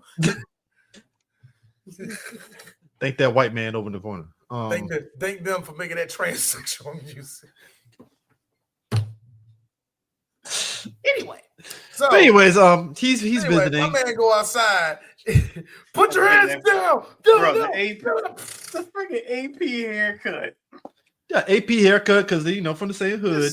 I saw that shit. I was like, son, this nigga did not say Let me get that cool Dr. Money haircut. I gotta say something here. We all have a different. That's a deep cut. That's a deep cut for anyone that remembers Nickelodeon. But see, here's the thing. There's certain alcohol that like I'm fine with, but like champagne I never understood just drinking champagne out the bottle because it's just champagne never did it for me. Black people did the same thing with Cristal. So I don't get it. It's just champagne has never been my thing. And that's how people are. We just gravitate to stupid rich people shit. Give me some Welch's, just give me some Welch's sparkling grape. I'm straight. Get some sparkling grape in this motherfucker. Cold. Gotta be cold. All right. I like how Chris got a preference, yeah. Gotta be, man. I mean, nobody likes it. Nobody likes that shit at room temperature. Yeah, exactly. See, this man in his drawers doing this to the wine glass. Sir, that was me as a kid, by the way. That was me as a kid. I had a mom that wouldn't let me have fun like that. Because if I did this when it was cold outside, my mom used to punch me in the back of the head. So, fucking no problem. You ain't gonna smoke. You ain't gonna smoke when you get older. Mama, I'm high right now. You lost. I'm sorry. I love you. Dare fail me again. You lost that race, Mom. I love you. I don't want you smoking. Oops. People up there that is not on you. People up there just looking at you just like, just stay off the drugs. You did it anyway. Oh my God. He's on the edge. All right, apparently that's how the cops saw this kid with a champagne bottle. He's a kid on the edge. There's a Negro with something that's too rich for him. Shoot him. Sir, no. They automatically assumed he's got a gun. I wish you had the I wish you had the clip. Do I have? No, I don't. That's on the other channel. That's on the other. Right. It's a hero sandwich. Yeah, I was gonna say it went from he's got a gun to hero sandwich. What? Then Jada Pinkett did this. The Highlander. No. She got the no. Sir. She was in the house and she got the Batman Returns thing where he just looks up like her mother senses went off. Black man gunned down by policeman. That's what white people think. That was no. That was. I'm sensing a young black youth getting gunned down. Do you know that white people think that's what we did when George Floyd died? I mean, symbolically, yeah, but here's a funny thing. Everybody will say this. They're like, no, but there was something weird in the air. And then I looked at the news like, yo, it's like connected again. Niggas knew. Can I say? Stay woke. No. It's not. This was an excuse to get out.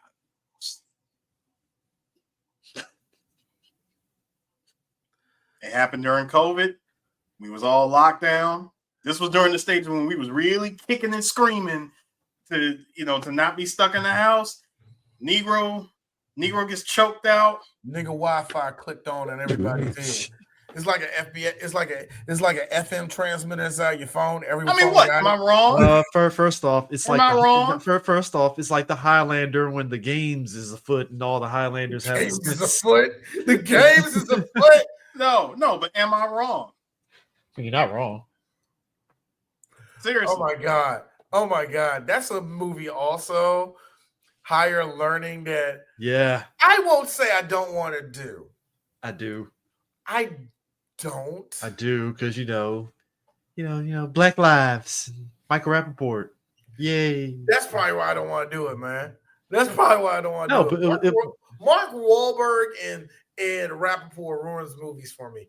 They just really? But Wahlberg is the more entertaining one. For at least a half an hour before I was like, I hate this douchebag. But Rappaport, instantly, I hate him every time he shows up. Yeah, but it was wild. Was like this was obviously the niggas liked them. I know it was stupid. I feel this was kind of like true to form because you think about the '90s in LA and that area with Rodney King and stuff, and it's like, of course, you could get some shit like something like that happens. He gets shot up like that.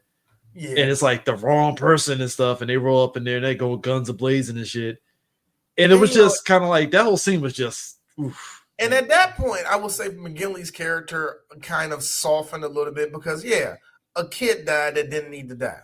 You know what I mean? Which I did appreciate the fact of, and this is again true to life, the LAPD caught a lot of bad press out of that shit. Because I mean, that is bad press. Like you said, college kid gunned down by the police. That don't really bode well for people out here at that time period. Yeah, but that's the thing though. It just kind of stuck out to me that they were not going to like. You saw it in his face when he saw Stoney again. It was like, I gotta apologize because I did say the asshole thing of you want to reach out to us. Yeah, you motherfucker! You just white women curse words started flying out of Jada Pinkett's mouth. It was wonderful, man. Black women got that weird thing where they turn into white women out of nowhere, but it's just like it's out of rage. It's out of uncontrollable rage, and it is forced. So, gentlemen, and I'm glad we brought this part. I'm glad we're actually at this part because if you two were watching the same one that I watched, the director's cut. Yes, I did watch the director's cut, sir. The director's cut version of this had a scene that happened right after this when they were comforting Jada. Oh my God, I'm so glad that this was that whole part was cut. I got thrown off from seeing it though. Wait. I think I seen it. What part was it? Okay, so after Cleo takes the car and we get the barrage of white woman curse words coming out of Jada and John C. McGinley. We cut to both Cleo, Frankie, and Tashawn were all at her house grieving with her, and basically comforting her. The acting that came out of Jada in that scene was just, like D, when you slam on the brakes, when you slam on the brakes and you smell the tires, and even by slamming on the brakes, the car still kind of struggles to stop. Dog. Part. Well, yes. I didn't want it over there. Yeah. All that. Basically. Look, I was actually going to get a clip of that, and I was going to go so far as to go, for your consideration. I was going to go that far. I mean, what's kind of interesting is that I don't think was that probably like deleted scenes on like to set it off like Blu-ray. It was it was basically I guess you can call it a deleted scene, but it was in the director's cut. But I think what people also don't realize too, this is a time period where like it was down the movie. But the thing of it is, there was something about the home video market at the time that you could appreciate the fact that if you watch a movie, it was always super special when they hit the home video, especially with DVDs. It was like special edition of a movie that's like the extended cut version of it. And it made you want to actually get it to buy it because it was very rare you got it on VHS. An extended cut. So, Stone, you want to come back to the house? Got the extended version of Batman Returns waiting on us. You want to break that open? So, there were actually there were two more extended alternate versions in the director's cut. When she goes on, when Stoney goes on her first date with Keith, there was that. Before she goes on the first date, they added that scene. Oh, that was weird. Both of y'all cameras went away. They added that scene where they were watching the news and they heard about their robbery, and I thought this was funny because when the news said that, it seems that 3 women got away with an estimated $90,000 from the bank. And Kimberly Elise's character goes, 90,000. Both Cleo and Frankie go, insurance scam. Yeah, because I mean it's basically the banks are already insured essentially. Yeah. So you can claim you overinflate how much was really stolen. Yeah, which I mean, when you look at like one of the things that Dee brought up when we were talking offline about it was like the way in which they planned the heists were done with such a precision, essentially. and it's done in such a way. They did go into those. They actually had a bit of a plan, not all the way. Like, okay, so we're going to cut the wires. All the lights are going to go off. Then we're going to insert steam. No, it was. I know what standard procedure is in a bank. This is how you work around that shit. Do this. Don't do that. Do this. Don't do that. Mm-hmm. Do this. For the love of God, Cleo, stop smoking weed. Do this. I like how Cleo was smoking the weed. I'll go, I mean, it's all right. But back then, that shit was some fire. I mean, look, we got that, and we got TT, her child ingests bleach, so she needs money. Black mother trying to keep her black child with her. Which I didn't know CPS can get called in those instances. Yeah. Yes, Chris. Your child drank poison. I think we need to check the house. No, but I'm saying, like, even at the job, I didn't think that was something that was going to kick in. Also, the kid wasn't supposed to be at the job. That's actually bigger than I was just going to point that out. I'm like, sir, see this. Imagine some shit goes afoul at a bring your child to work day. I mean, I did go to plenty of those as a kid, so you're right. Yeah. Mm-hmm. Imagine to bring your child to work day and you a mechanic and a tire goes flying, crushes your kid. You know what your place is going to say? Should have told a little bastard to move. Harris, you need to get the hell out of here with that. Did you just did it like, why? No, why? I was like, tire gone. When you went like that, I thought that was the kid getting hit by a same tire, flying like a character in Smash Brothers. Yes. No, when you did this, that's what I'll say. When you did this, I'm like, don't tell you that's them doing Super Smash. That little, like I said, that little boo, that was getting hit at 120 damage. 120%. That was the one where they zipped. Look, Chris, that's the one where they zip, and all of a sudden you hear, I got to be real. A bunch of ashy niggas and pedophiles ruined Smash Brothers for me. But there are little things that still make me go, Nintendo. That's one of them. It gets hit with the Wilhelm scream. No, but like Tevin, go home. Set it on, brought to you by Flora.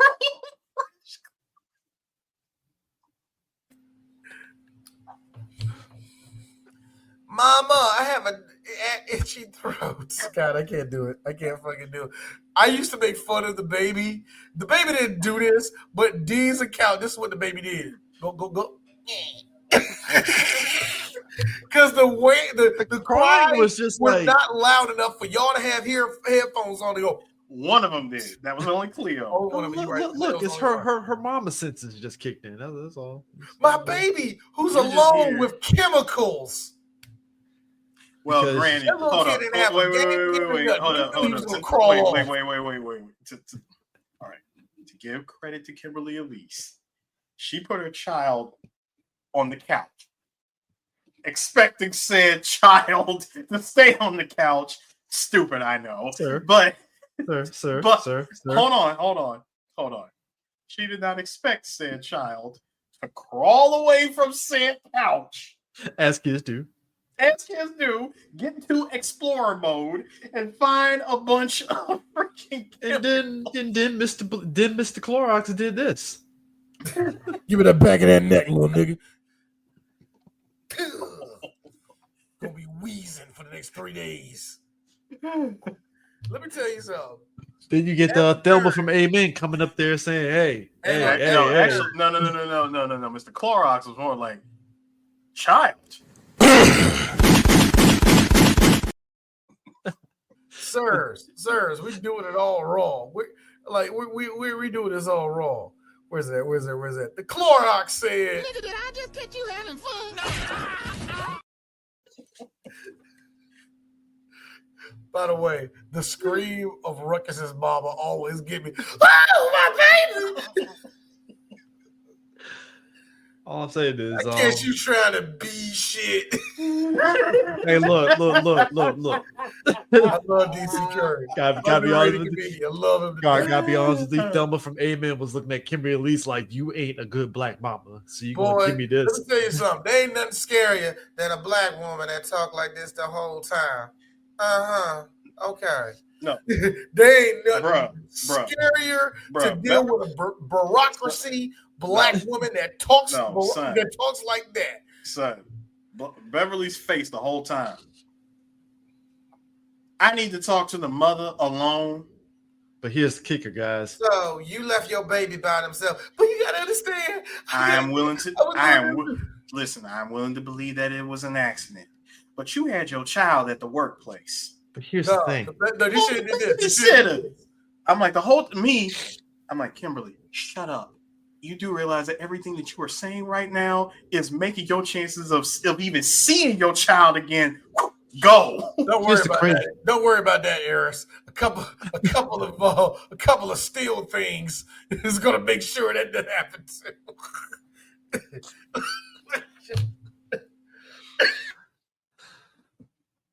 Here's the kicker, though. Seriously. Kimberly. You could shut the fuck up. I'm just saying, you could. See, people, when she was getting old with life was like, oh, really? Oh, God. The only thing missing was her going, So you ain't getting your kid back. Here's the thing. However, she looked like you will get a court date. No. This is a bad one too. Here's the kicker though. By the way, when I'm at work and I'm annoyed, I turn into my mom. So I do that a lot. Yeah, man. So this is my car. Blah blah blah blah blah blah. And this is happening. That sounds fucked up. Here's the kicker though. That means Dee need to go home. The kicker to me was just the aspect of like she can cook a mean pound cake. First off, wait. I said like she could cook a mean pound cake. That's the demeanor she gave off. Yeah, Miss Hoffman. With the glaze. With the glaze. She looked like she definitely participates at the Sunday. The Sunday bakery and shit that you get at the end of the service. I don't know which one on the Friday, like at the church Friday fish fry. I know, right? I don't know which is better. Is it her sweet potato? Is it a sweet potato casserole? Is it the sweet potato casserole that's good, or is it like God? What's that? Peach cobbler or peach cobbler? Which one is the bomb from her? That's the question. Peach cobbler. You think it's peach cobbler? It's because she big. You just see sugar. Is that what you? You know what? That's a misnomer. That cobbler's no. She'll do like it. She'll mix it. It's a candied cobbler. She really tried to take my foot away at that point. She looked like a pie lady to me, though. She looked like more of a pie lady. Coconut pie, pecan, Dutch apple. Dutch apple. She don't like that one because y'all eat all fast, and my grandson can't have none. So get the fuck off it. She don't like that. Banana pudding with monkey bread. Man. Oh man, do you know that my wife started making monkey bread not too long ago? And for real? It is cocaine in this house, and we cannot do that because my son's bad enough. We're gonna be pinging off the wall, but my ass is gonna be like, "Want to do push-ups or turn to UPS? Want to do push-ups? Come on, hey guys, we're going to the park. Let's go." Like Hugh Lewis in the news. Over there doing a white man jog, switching my ass. You know what I mean? Like, no, man, this joke is cocaine, nigga. It's cocaine. I really love the album. I really love the album Sport. Remember, Eris, you dropped the S. Yeah, if you want to be an asshole. Let's play. Come on, guys. Let's play the sport. But they have to go to Dr. Dre, Black Sam to get the guns. I like how a lot of people gave Dre shit because he couldn't act in this movie. I'm like, Dre was only there for 6 Dre only had like 5 lines. He was That's what I remember. I remember a lot of Dre. people giving Dre shit for this. He was Dre was barely here. He was aggressive Dre. No. He was what Listen. Dre wishes he was. Let's just be real. Dre always wanted to be a gangster. He hung out around gangsters, and that was about it. Well, he did go upside a couple of women's heads. That is on the checklist of being a gangster. Yes, You got to go up the side of the head of a woman, especially when she talks smart. A light skinned woman at that. Especially light skin and dark skin. Especially when the black woman starts bringing up facts, you hit her upside the head. Will it solve your problems? No. But you feel better for it. Don't worry. And you also make sure to omit it from your biography movie. Don't worry. You're gonna make a song go ring ding dong, which is ironic. How you went upside her ring a ding ding ding dong. You made a song called "Keep the Heads Ringing." Hey, you sitting over there, say what? You better get up out of your chair. And don't worry, when you go on a house arrest, it makes you look cooler. And for some reason, we have little millennials who are walking around talking about Dr. Dre's a real gangster. And then I got to look at my cousin going, really? The nigga that had a Jerry curl a couple years ago making R&B beats? D, you don't know what you talk about. Then I get in the fight because I'm a nerd that actually reads stuff. Anyway, so. I knew the Ice Cube was the normal one. No, see, Dre was merely acting in Nothing But a G Thing. So. Baby. Yeah. I mean, I'm sorry. I didn't want he delivered all of his lines and let me ride. All right. Rolling in my 6'4". All the bitches saying. Classic. That is classic. So they get the guns that they were practicing. Hold on. Cleo says, "I want the gun to set it off." Ah, she said the name of the movie. Worked in the title. No. They said, I want to get Vivica. I want to get something to set it off with. He said it. It was when they first gave give the Smith and Wesson, she's like, "Hey, we ain't about to rob no stage coaches." Man. Go ahead and say it, Eris. I need something to set it off. There it is. Apparently, they none said of them. that 3 times. 3 times. Each time. Apparently, hold on. But here's the funny thing. When Cleo got shot, Oh, that's why they call it that. they set it off in the back of her head multiple times. hero cops in this movie are dumb. She drunk something, water. Anyway. No, see, this was good. This was a good review, real quick. If I may. All right. So, motherfucker gave this shit a full 10 out of 10. I thought this was Errors. Yes. Not your fault. You're taking too long. No. No. It just reminds me that I need to keep on standby. Ted Knight. Well, we're waiting. Stop it. I need you to stop it right now. We need to have No. I got it. Shut it. I got it. Set it off, aka SWA, Sisters with an Attitude. Go home. Turn this shit off now.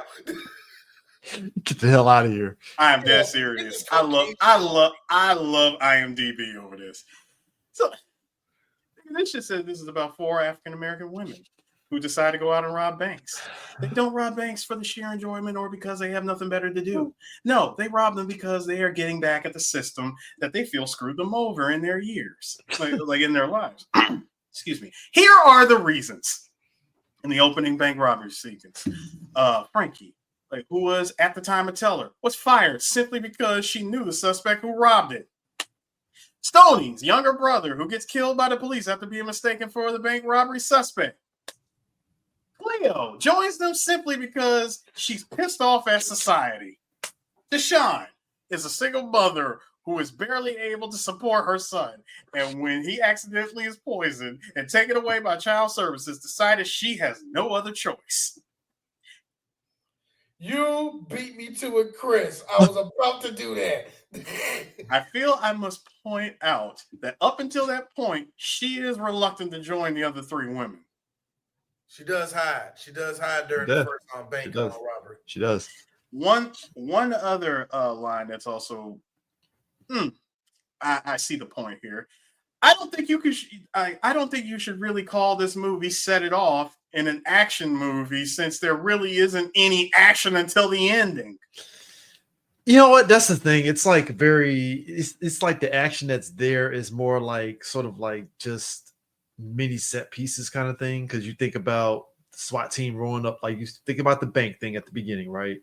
Then you think about when they were going at the Lorenz, that whole little action sequence and snippet and stuff. And then the first, which that was cool. Yeah. And then you get the 2 bank heists. It's like, it was kind of like, all right, the first time they got some money, cool, they got some money and stuff. And then the second time it was just heightened based off of what it was. So that's where the action kicks in. But no, see, Chris, you can't even count the first time, because the first time they're doing it to the tune of Hijinks piano. Yeah. So it's that don't work. So it's like the action that's there, it's just escalating till you get to the federal. Because I mean, when they say the Federal National Bank, it's like obviously in movies like these, it's always the Federal National, like it's the biggest, most important bank ever.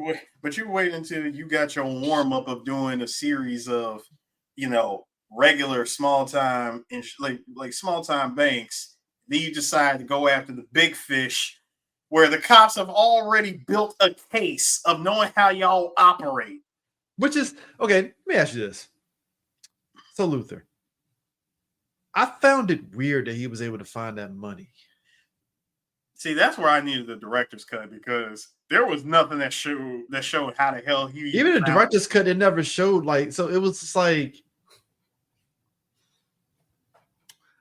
I have one thing to say about that, actually.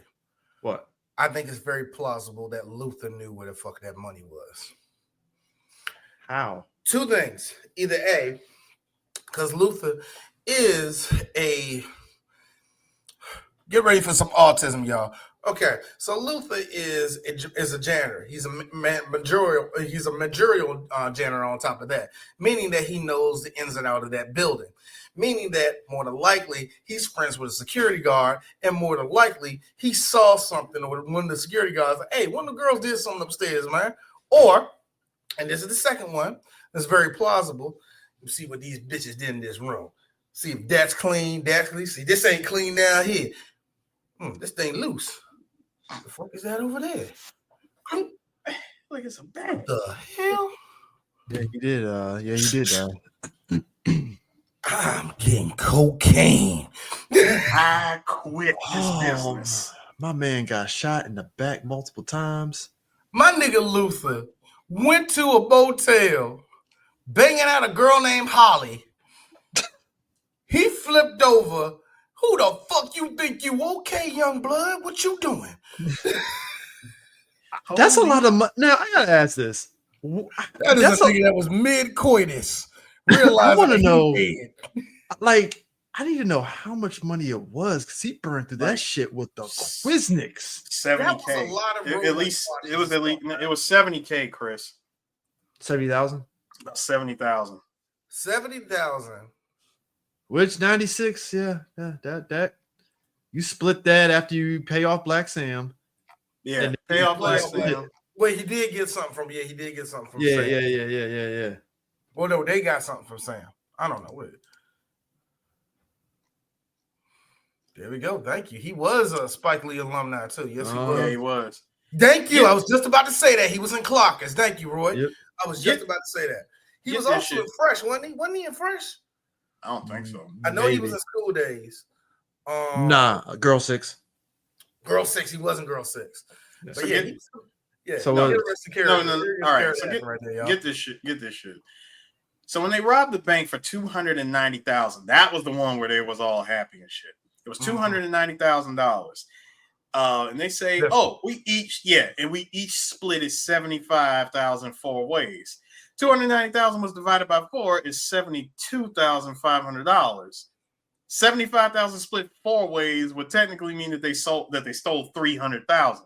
Simple math. No one caught it, including the writer, director, and none of the actresses caught it, let alone the post-production people. I mean, it's like poetry. So if they rhyme. I mean, either which way, we're talking 1996. That's a good chunk of money to really kind of be seed money, so to speak. Bruh, if I get $290K, split it 4 ways, I'm leaving with my 72 G's. I am quietly out. Are you living in Japan at this point in time if you got that money? Well, there's a way you got to go about doing shit like this because you can't just take $72,000 and just chuck that bitch in the bank without setting off, some multiple alarms. Yeah, you know what I'm saying? The Cayman Islands. You know what I'm saying? This is 1996, not 1986 in Miami, where I could probably get away with it with a crooked ass banker. Shit, Eris, I'm sorry. You're in Los Angeles. You could have did that there too. Yeah. But it's 90s. Sure, I watch LA Law. That's it. So hold on, Eris. This 90s. So that means LA will look at you. I'm sorry, 70,000. What, did you steal this? 200,000 and up here. Okay, sir. Fuck off. Go back to Niggerville. There you go. There you go. There you go. There you go. And the thing, and you can't Compton. And you can't take it, and you can't put that shit on the carry-on. But then you can't. But then again, pre 9/11,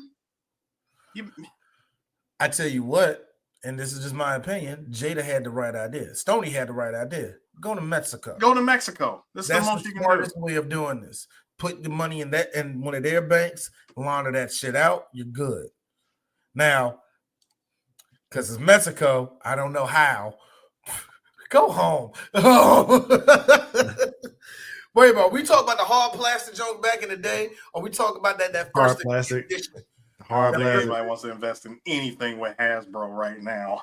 Well, back then it was that was a Hasbro you need. Yeah, but that was Jack Specific. Yeah, Jack Specific. Jack Specific. And before that, it was IGN. Yeah.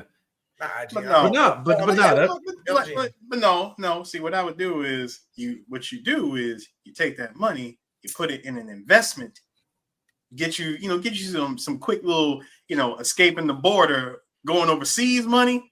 There you go. Because at least by putting that shit in an investment, can't nobody touch that shit.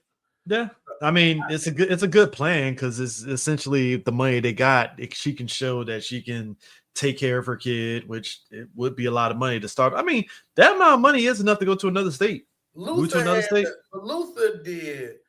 That man burned through it. He went the nigga route. He got something for his nose. Got a little caddy. He got something for his got a fit. Got jewels. Got a caddy, and he probably had like something stashed. That was it. He kept it negro as hell. The Cristal more than anything else. What were the biggest investments before the Y2K? Are you serious right now? Netscape, baby. Pre-internet? Think about it. You need to tell me when Yahoo only cost 3 cents a stock. Think about it. This is a time period where you could literally invest in Microsoft and that's what I was gonna say. Microsoft, the gambit of Internet Explorer being the game. I hate to say this because we knew how it ended. Enron. Do you know how much money them niggas was making before they started crossing too many red lights? It's a lot of fuck you money. Wolf of Wall Street shit. They was banking. So yes, there was plenty of places to invest in money in, man. There was a ton of places. If you want to keep, like I said, but I don't, just to be real, we were XG's. Now this. I don't think XG's had any like stock or anything, to be honest. They had stock for a moment. They had commercials, XG's. But no, the big one, Yahoo. Yahoo. To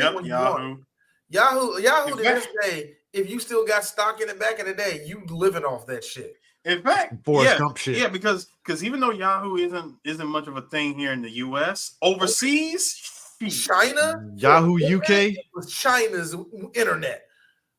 Like Yahoo in China, hell, just all of Asia, Yahoo is the shit. Yes, so a lot of sex trafficking through Yahoo, probably quite a bit. Hey, Chris, You could shut the fuck up. We got fan base down there. Don't have these niggas go here trying to like, Chris, why do you have a red dot on your forehead? CJ, I need you to chill because we're not going to talk about the page which has now been removed from Craigslist. Come on, nigga. We got friends in Jakarta, nigga. I don't need you saying this shit. Hey, they took away I don't need you mistaking shit, okay? That's that now deleted personal. Oh no, you lost money in Netscape. Oh yeah, you lost money in No. Unless you knew how to pull it out at the right time. Yeah. Unless you pulled it out at the right time. Yeah. I was about to say thank you because Netscape was a part of the whole crise that happened.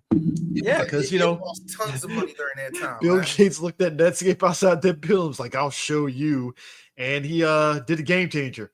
A package Internet Explorer in a Microsoft Office. What? Was out there on a Hummer 1. Hoes mad. Hoes mad. Hoes mad. Hoes mad. Hoes mad. Hoes mad. Hoes mad.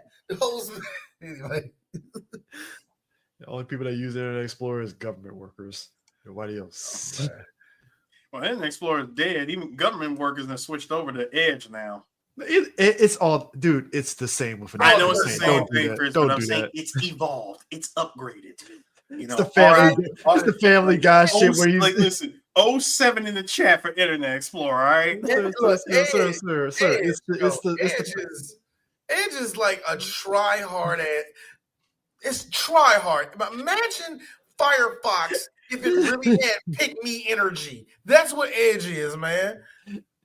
It's like the fucking damn Peter Griffin joke for Family Guy with the samples, and he has all the different costumes on and stuff. Like, that's literally what Edge is. It's just like you cosplaying Internet Explorer. Is that what you're doing?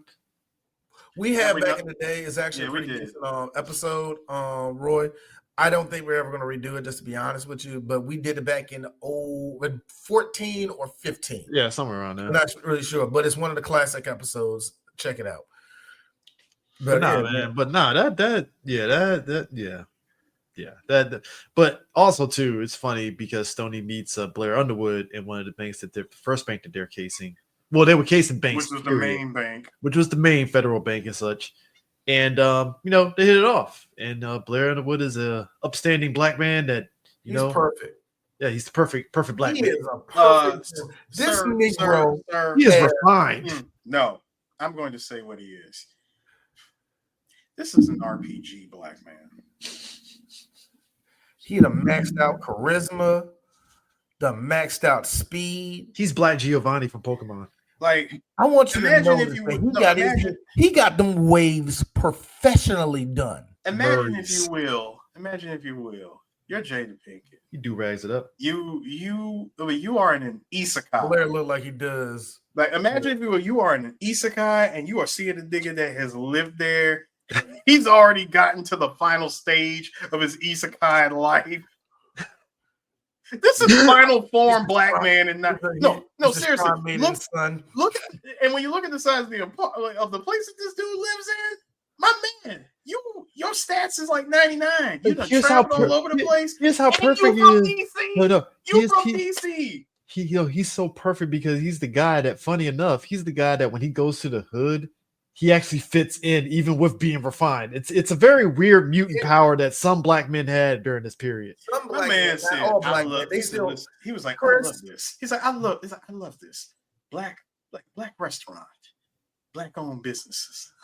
I love it. Like, what you know about that Harvard? I was in a black fraternity, bitch. I'm sorry. I'm from DC. I just got offended. That's a thing that a lot of people do to me. I am so sorry, Stoney. Yes, I went to Harvard. Yes, like Stoney, I may have went to Harvard, but I am from DC. I'm a Kappa, bitch. What do you? I'm sorry. I am so sorry. He actually rolls his sleeves up when he eats ribs. Better yet, and doesn't put a drip on his fine suit. No, better yet. Have you been to DC? No. Oh, I came out of I came straight here from New York. You ever been to New York? No. Have you even left Los Angeles? Those people exist. I need to take you to a highway. That's something that you're not familiar of. That is a thing that people don't realize. Like, there are people. There's some. Do you know where Mulholland Drive is? There are people out here, and especially when I've been in the Air Force, like there are people who almost like they just never been outside of their town. there are people like that, and it's like cutest thing ever. We was all in the car, my 3 sons and my nephew. My nephew, who is a good old DC bug. That's the best way I can say it. Little nigga lived in DC all of his life. Even when he lived in Maryland, he didn't have to really explore, whatever. Yeah. So we driving. Hey, where y'all trying to go? Y'all trying to go to this place, or y'all trying to go to Virginia? And in Virginia, I was going to take him down by the airport. See the airport. Airplane. Off, have some ice cream, run around, shit. And my sons, who have been everywhere, go, nah, let's go to Maryland. This nigga, I want to go to Virginia. And the way he said it was like, oh, young man, as your uncle, I will be the one to brighten your world. Open up avenues you've never seen. We going to Virginia. Which way is this? This is by the Thomas Jefferson Memorial right there. That's where the Thomas Jefferson, you never been. Nigga, what parts of DC have you been in? Anyway. Like Southeast, that's it. Oh, man, no, Georgia Avenue, Florida Avenue. I know Southeast. Where have you just been to the hood and nowhere else? You know what's part of DC that is like underrated to me? Northeast. Northeast, and man, that's what part of Northeast because to me personally, I feel like Northeast is actually getting gentrified the way we think Southeast is getting gentrified. I will say this, near. You know what I mean? Like, I understand the gentrification where it's like that black Spanish type of takeover that's going on over there, but I can see the white people coming in, and it kind of like worries. They hit a limit because it's like when you get over into Hydesville, going into Northeast DC side over there and stuff, it's like it's gentrified, but then it's like Spanish people like, nah, we ain't gonna let you, go No get too Hampshire crazy. Avenue, us, man. No Hampshire Avenue, that's all us, man. Basically, I mean, that's all the Rhode Island Avenue. That's us too, man. They're dead serious about that. That's their corridor, yeah. That is their corridor. Hey, the food be banging. Ain't gonna lie. Hey, man, look, man. I will say this: papusa. I learned much like macaroni and cheese. Papusa, you can't eat everybody's papusa. You really can't. Yeah, pretty much. That's what I had was nasty as hell. I don't know what onions she cooked, but she didn't finish cooking them, and that was the nastiest, soggiest bread. Anyway, yeah, you can't eat everybody's cooking. The point is, Blair and Stoney, they're hitting it off and stuff. Use the refined. Hitting it off, all right.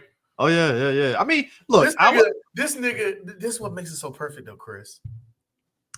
They're about to go on a date. This nigga said, nah, we're not doing that. He pulled her over, got her a dress, got her titties all sitting up nice and stuff. Yep. She got her hair done magically by who? I don't know. But possible black woman. They look like she's looking good and all that. And I'm thinking to myself, let me get this right, Blair. Not only are you a black man that clearly finished college, grew up in a predominantly black area where you enriched yourself as a young man. Also, you look like you can speak a different language. Also, on top of that, you have a 6-figure job in the late 90s and as a black man. And can cook. And you can cook. You're perfect. You're a unicorn. You don't exist. You're making it hard for the rest of us normies. I told you he's an isekai. He is. He is. And I know what one of you girls is saying. Those men are real. Yes, those men are real. But this is D's experience. I know dudes like Blair Underwood. All of them are rapists, and you need to stop talking to them. You need to stop talking to them. I keep telling this to girls. Do not fall for the charm of all the charm. You know what the difference is? Man. You know what the difference is? Some of them are real good, and those are the ones you got to worry about. See, you know what the difference is? Okay. So there's this thing that I've been noticing when people talk about when people in the dating world, they talk and stuff. Probably because I watched that Pop the Red Balloon shit. So whatever. Anyways, when they be like, "Oh, what do you do for work?" Right? And it's like everybody is trying to outgun each other on what to do. I'm an entrepreneur, and then I work here, and I'm like, and then you get the one dude that's like, "Oh, I'm a truck driver," the most simplest job ever, and some of the women be like, "Nigga, truck driver, like you ain't an entrepreneur." I bet his booty sore because he stayed on the truck all day. No, but it's this thing of like, but it's the thing is like he has a very simple and stable job. What's wrong with that? Chris, Chris, Chris, you got to word it right. See, he'll say he's a truck driver, right? Yeah. and they're quick to pop the balloon. That will all like it'll be like 20 of these girls, 18 of them pop the balloon instantly because like what they don't realize is had they just listened for like another 2 minutes, he would have said, "Yeah, I actually own the company of I actually own the company, of said, like of this trucking business. Like I drive the truck, but I actually own it. I own it. How many trucks do you have? We just got 2 more, so that will make 17 trucks, all working full time. Really? Yeah. We just got a new East Coast partner too, so that's going to actually make a little bit thing wide. It's really exciting right now. My job. I mean, we pretty much operate all throughout the county. But that's the thing. It's like I've been doing this for the last 2 years, also on weekends. What do you do on weekends? My bad. I have a son. Pop! I knew you was gonna pop it. That's okay. I knew the son out. Then hang on. Then flip it over again. Like after saying all that, shit about meetings. No. And then after he says all that shit, here come at least 8 of the girls. Can I get a new balloon? That's how it is. I love like she's the only one that like I was gonna pop it, but you gotta convince me. Well, I want to let you know right now, I don't like BBL, so you can just go ahead and pop that shit. Right now. So give me your hand. Let me do it for you. There we go. But I mean, I like how they hit it off. It's kind of like the opposites attract kind of demeanor and stuff, and he's kind of. And I was thinking to myself though, but Eric, but get Chris. I was thinking to myself. I'm like, hey Jada, see all this shit? You gotta have to get this nigga the same pussy you gave Tupac. You going? I will say this though. I will say there is a subtlety in her. there is a subtlety to her. He ain't lying. I just like the subtlety of her. Like you're coming off of your one and done with my man Isaac that owned the car dealership and shit. And you're not, you get to bump to the bump. Bro, that plot point smelling like damn. That plot point went nowhere. Smelling like jupe incense. She took that check and got a Super Nintendo like she should have. Jupe incense smelling, mother. Could have got yourself a new look. Going out that joke smell like the back of somebody's cutlass. Going outside like Drake. You know he smokes them stinking ass cigars, the stinking kind. Like here's the thing. I talked to my dad about it. Like, Dad, I get the aroma thing, but that don't stink. Really, it stinks, Dad. That one stinks. Get another one, bro. Is it bad that the Leafs die? Did the Leafs die before they wrecked? No, but the thing of it is, it's like this whole thing with like their relationship and stuff, and she gets kind of like she starts finally kind of like letting her guard down and stuff, and then we get to them making love to info. No thrusting. That one scene where her booty was hiked in the air, that wasn't Jada. That was a stunt, but that's a thing, right? Those were stunt yeeks. Gotta be honest with you. We gotta ask our boy Gary about that. Like those. So Gary, how do you get into stunt butts? How does that work? Well, you find out when Jada says, I ain't getting naked, you're like, damn, we got to get a girl that kind of look like it. That's a whole 2 days in casting that I don't feel like doing, but I got to do. No, Janet Jack, you cannot be in this movie. No, booty too big, and knowing how Gary will answer the question, that man will recline back in the chair and go, okay, so when it comes to stunt, Heather Hunter, I think we could call him in here. He'll give like a whole dissertation on how that shit I swear to God, if you find out that the stunt ass for this movie was Heather Hunter, I would. So y'all work in conjunction with the porno industry. Yes, we do. But it still falls on the contracts. And that's the reason why we had to be very subtle of what girl to get. Because at the time, this girl name, her name was like Sunny or something like that. I forgot her name. But she was the one that we really wanted. Mr. Hey, Tevin, what type of demon time internet BS are you on? You hop on MrSkin.com. Are you paying $19.99 a month in order to see nudes? What are you into, sir? You paid $19.99 a You month really to see trying to see nudes? that deep fake? You really trying to see that deep fake of all Angelina Jolie, ain't you, nigga?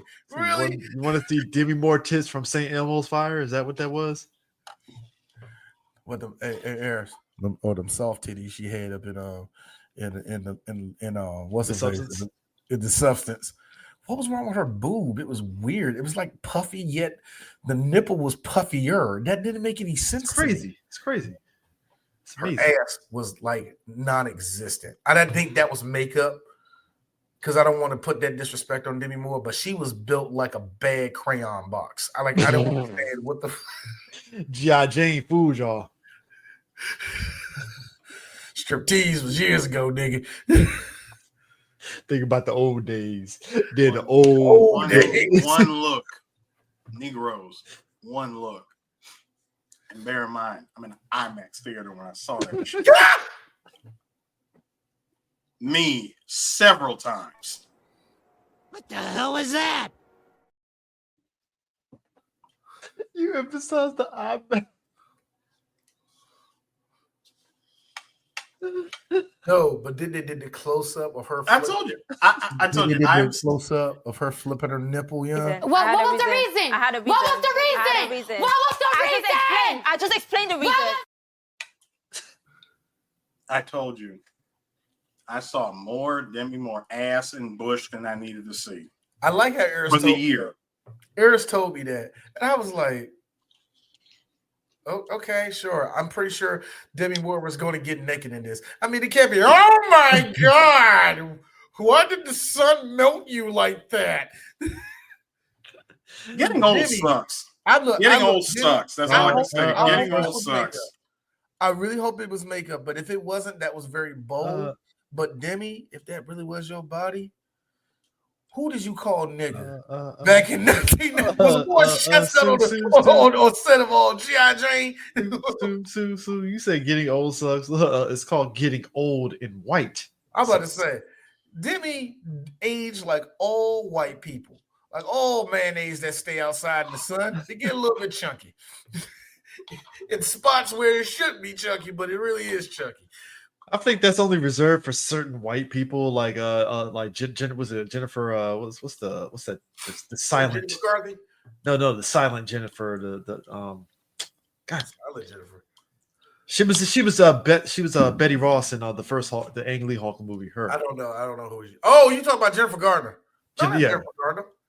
Jennifer Connelly. Yeah, Jennifer Connelly. Jennifer Connelly has a weird aging mechanism with her where it's like you still look the same. Just the Moxie Hill, the same shit that you put in your head, she put on her face.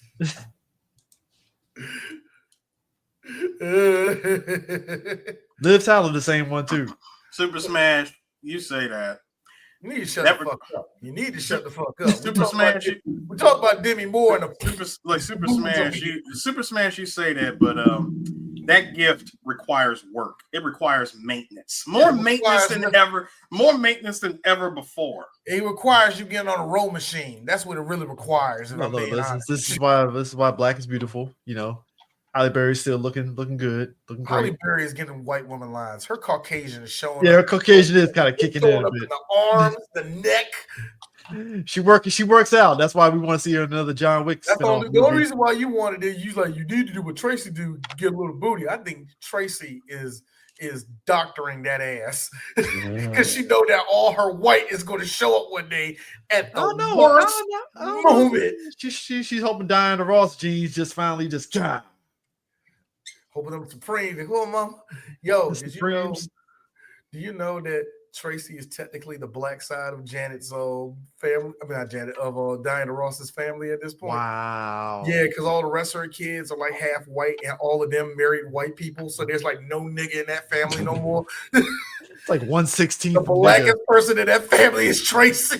It's like one Jew. Half Jew. It's a situation kind of like how white people sit there and say they're 1/16 Native American. That's what happened. Hey, 1/16 black. I have the same question, Roy. Hey, Roy, look, I'm about to put these degeneracy out here. Archive.org. Probably so. Yeah. Now, I'm just going to say this. If Asian street meat is still alive, yeah. Yes, That could go two different I ways. was surprised that it was alive too. I could go two different ways on that: Asian street meat or Asian street meat. No, Asian street meat. Basically, young, too damn young looking women in Thailand. Some women who look too damn young, who are obviously 50 years old. It's weird with those. You can tell with the lines under their eyes. Like what? Edna Mode from Incredibles, that kind of shit. Hey Chris. Shut the fuck up. Please stop. Please. You know what? I would like to enjoy my meal, sir. You know what? I meant to say this earlier, and I need to do it I need a lot of people to understand this, especially if you grew up at the time. A lot of baby boomer black women, when they saw Queen Latifah. Why are you gay? Son of a bitch, D, you beat me to it. You beat me to it. You know. She was living the gimmick. She was living the gimmick. But do you know how many people were like, why are you gay? But here's the day, D. But Khadijah like men. Hey, D. You didn't believe it. You didn't believe it. You didn't believe it. You didn't believe it. You didn't believe it. Hey, here's the thing. We believed it when she was trying to hook up with Black Lightning. It was like, all right, no, because that whole thing of her trying to hook up with Scooter was the whole will they, won't they? No. Like the entirety of that show. I'm trying to finish my point here. The name Scooter. Yeah, Scooter. We are losing culture, Chris. Harris is keeping it alive. What I'm saying is, it was plausible. Maybe she ain't gay because her and Scooter, had like connection, right? Yes, you're right. Will they, won't they? But there was they, won't they? Yeah, but I'm saying you at least believed it. Like, okay, maybe she might beat these allegations. But then here's where we knew, at least for me, it solidified she's gay. So you're just gonna have her love interest be LL Cool J. All right, she gay. Like, I like how you said that. That's so you just gonna casually hook up with Steve Martin because he can get your ass, get your fucking like your prison record expunged. Wait, man, I thought it was Eugene Levy that she fell no, it's Steve Martin. Steve Martin. It was Steve Martin bringing down the house. Bringing down the house. I know that, but I thought you fell in love with Eugene Levy. Eugene Levy, it was kind of 50-50 a little bit because it was just like, because I thought she gave it like a fade at the end. She was like going. Yeah, he gave him cornrows. The Eugene Levy one. That was diet. Will they? Won't they? Mm-hmm. I feel like because interracial relationships and wackiness. Like for me, she likes hip hop. He likes Conway Twitty. What are they gonna do? Here's the weird part. I could watch a sitcom with Eugene Levy and Queen Latifah. I couldn't because they didn't make it, didn't they? Didn't they make Bringing Down the House TV show starring Cedric the Entertainer? Where black comedy goes to die. I like you, Cedric. What successful thing have you had that I wanted to watch? He is the Winston for CBS. If there's a paycheck, put me in this CBS show. I'll be the nigga that you need. Hey, them CBS checks go hard. All right.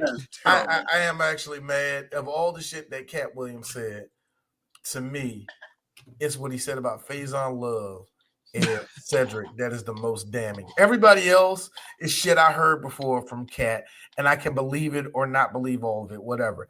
But when Shannon Sharp had me dying when he went on Faison and Cedric. I'm Shannon had me dying when he said, he's like, come on, Cat. Shannon had to catch a string. I mean, he was like, Faison caught a string. Why? He knows what he's done. And I just gotta say, he would have known that this was coming. And I was like, I already told you before.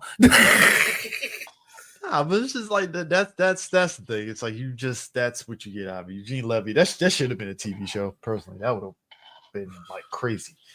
No, it is the weirdest show in the world.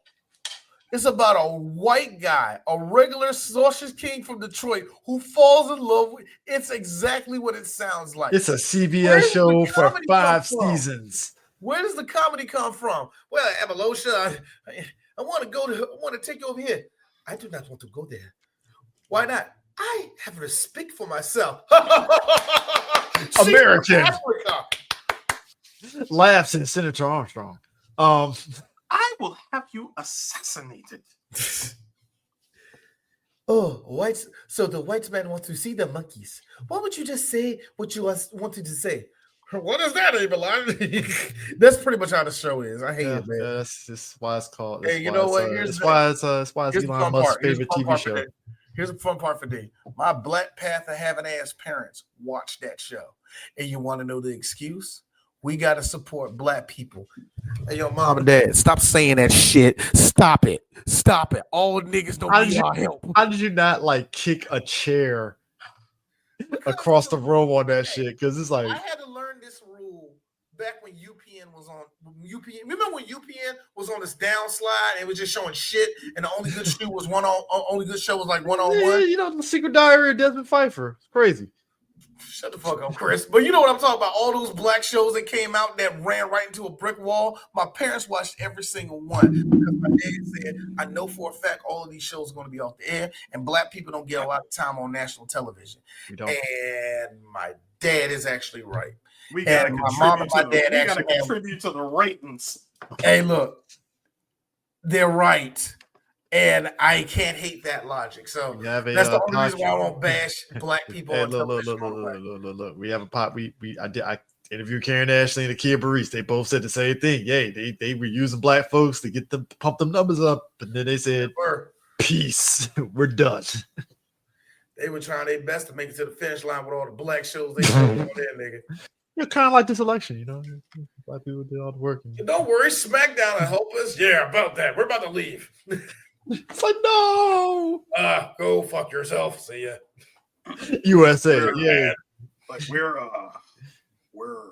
going back to TNN. Spike TV, sir. No. Right. TNN. That's what it is.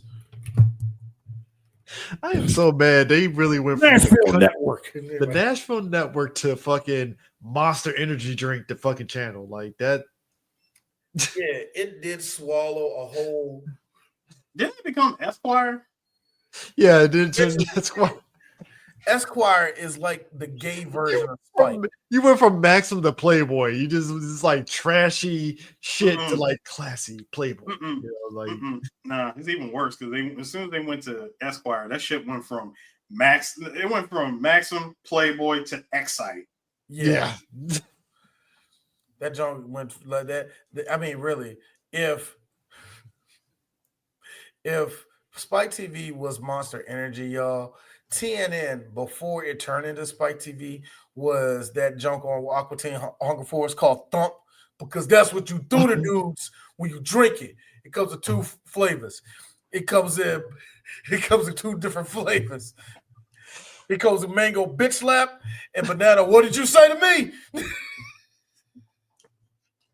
Listen. All right. That's enough. I gotta do flavor. Blueberry butt rape.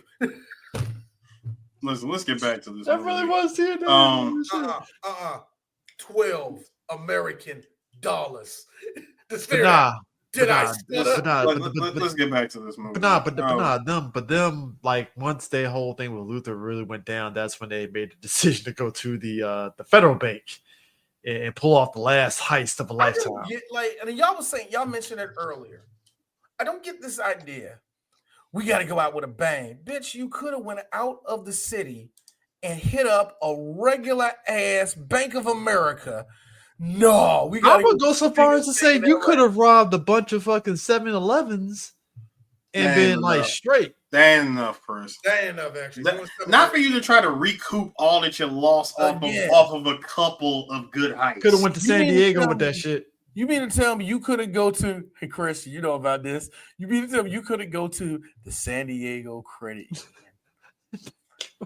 That's an inside joke for Working Town Sports Show. But anyway, you couldn't go there and just rob that joint. Gas. At least you would have gotten $30,000. Gas was $1.30 in 1996 in California. Here's the problem with that. You could have went an hour and a half down to San Diego Credit Union. Here's the problem with that. See, it's kind of hard for you to try to go anywhere where every time you break into a car, your raw ass fingers has to touch every damn CD. And I think the first time, window. I think the first time that they did it though, she had gloves on. She had gloves on the first time. Now here's the thing. I will say this. I did appreciate that subtlety because when I really think about it, it was very much like the whole arrogance of it. Because it's like, well, we didn't get caught the first time. Fuck it. Yes. Rules out the window. You throwing this shit out the window. And McGinley being the detective is like, it's all connected. It's all connected. You know, dust for prints. This is the second time this I'm gonna keep it real. This was McGinley the entire day Pretty of the much. movie. The black police chief told him, lay off. And him being the white man said, fuck you, nigger. I'm going to go ahead and fucking damn do when the chief says, and I quote, you know, we are still catching hell for that little mishap of yours. You know, the headlines are still, the ink is still fresh. Like schools, like student gunned down by cops, innocent. Mm-hmm. And now you want to try to put all this shit together just because you think that they might happen to know each other. You bet your sweet Bippy I did. He disobeyed. He disobeyed direct order. He's like, no, leave it alone, Strode. Again, what part of no do you not understand? The N or the O. I'll let you off the case. I do love the somewhat interchanneling of Samuel L. Jackson with that line delivery. I mean, the fact that he, you know, the audacity of this white man to disobey the black man, telling them what to do. Because, you know, if he actually did follow what the black man said, that's the end of the movie right there. Oh, yeah. Roll credits. Everybody loves roll credits right there. Everybody loves them winning. They roll up in the club. Do the heist from Belly. Click, click. You know, the only good scene of Belly. Yeah. Steady, are you ready? And glowing eyes. Crazy. What's going on? Reflecting ass clothes and shit. Yeah. Steady, are you ready? Are you ready? Everybody black walking in the club looking like this. Yeah. I mean, that's how Nas looked at that one girl. Pop lock and drop it. Pop lock and drop it. Africa. Glowing eyes. Put it back up there. Glowing eyes and shit. Nas was like, ooh, chiwale wale, ooh, chabang bang. Africa. Irony, because, you know, RE4, Africa. Connection. Thank you, Brian. The fucking 7-Eleven owners got sawed-offs. Oh, you know what? I blame Simpsons for that shit with a poo diving in front of No. That is the most, you know what, in the hindsight, that is the most sickest joke ever in The Simpsons, but it's still funny. Just the stereotypes, oh my god. I have to say though, taste of lead. About that scene though, real quick. I think I'm dying. The one thing I would have to say, Darius, is this. This is all I have to say. Yeah, that was number 3, step up. We think you're the one that did it. I mean, that wasn't a mistake, like leaving her alive. Real talk, it wasn't a mistake because I'm like, hey, as soon as I take that driver's license, little insurance for your ass. I mean, they could have just popped both of them and been done with it. They could have done that, but hey, that movie wouldn't have happened. And the movie wouldn't have happened actually. I like to reiterate. They still would have been on to her, man. They already had the fingerprints. And also, I like to reiterate a line that Jada's going to use later. You said we weren't going to hurt nobody. So they weren't going to shoot her. Oh, they were going to kill Luther. That was happening. That's just eye for an eye. That was going to happen. No. See, I don't think they were going to kill Luther. If they had gotten all the money back, gun butt at most. Pistol whip, gun butt. Cleo would have tore off and whooped his ass, especially if she was high.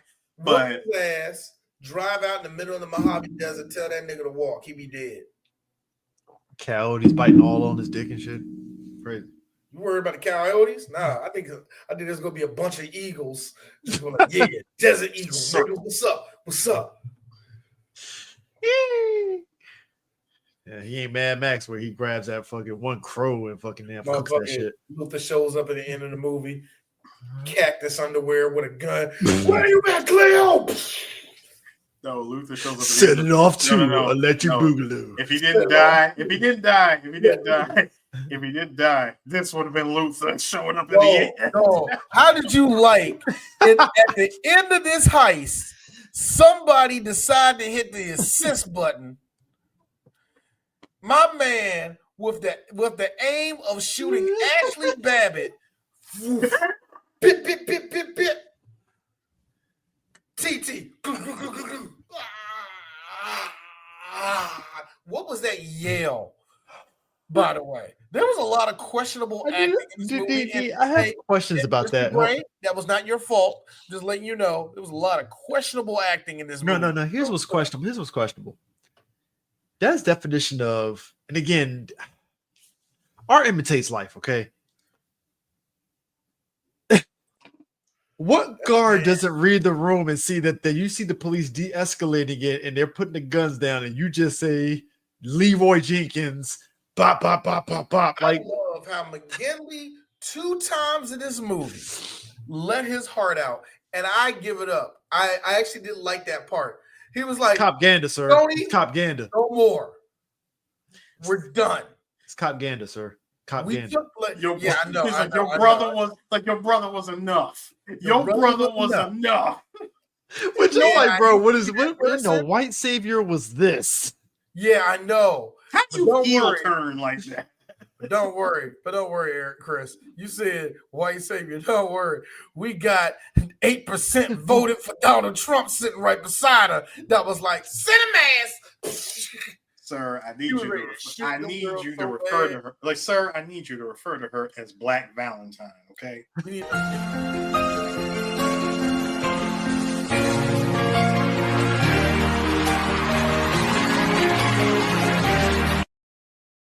To all of Harris. I refer to her as, I'd rather vote for Jill Stein and that girl who's, I don't even know what she is. She ain't even black. Fucking the Russian. How she gonna say she's black? She ain't even black. The Russian grifter herself. I mean, she. But Jill Steinley's got a plan for Palestine, and what else?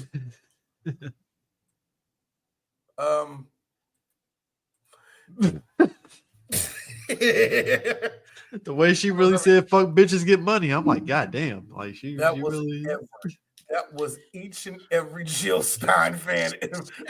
No, but this Howard Stern's penis and just runs off. Now listen. This final shootout, and you're right. All of this could have been avoided. Cop, like you said, Chris. Cop Genta. My man said, "Leroy Jenkins." No. I'm not even going to talk about the fact that the security Cowabunga it is. No, I'm not even going to talk about the security guard really trying to channel his inner Ray Liotta from Copland. Bang! Whole lot of choppers on your ass. He just rolls, dude. The fact that he ran across 2 cameras because the cut was so weird.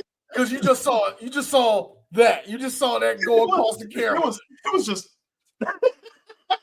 What's that shadow? What's that shadow? Here comes Jim Belushi's cousin, Jake Belushi. Out of nowhere, yeah? Nigga, that's Kevin Belushi.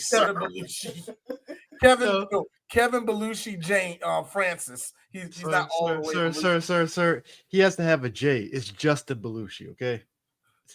Kevin Justin Belushi. Oh my God! You ain't lying. He popped the shot off like and hit freaking Kimberly Elise. Bro, you could have collected disability. Your ass just said, "Fuck it, I'm going out like a G." Okay, Tevin, you're right. I'm giving McGinley too much credit. Yeah. An LA cop who actually cared that he killed the wrong guy because they actually did get the right guy.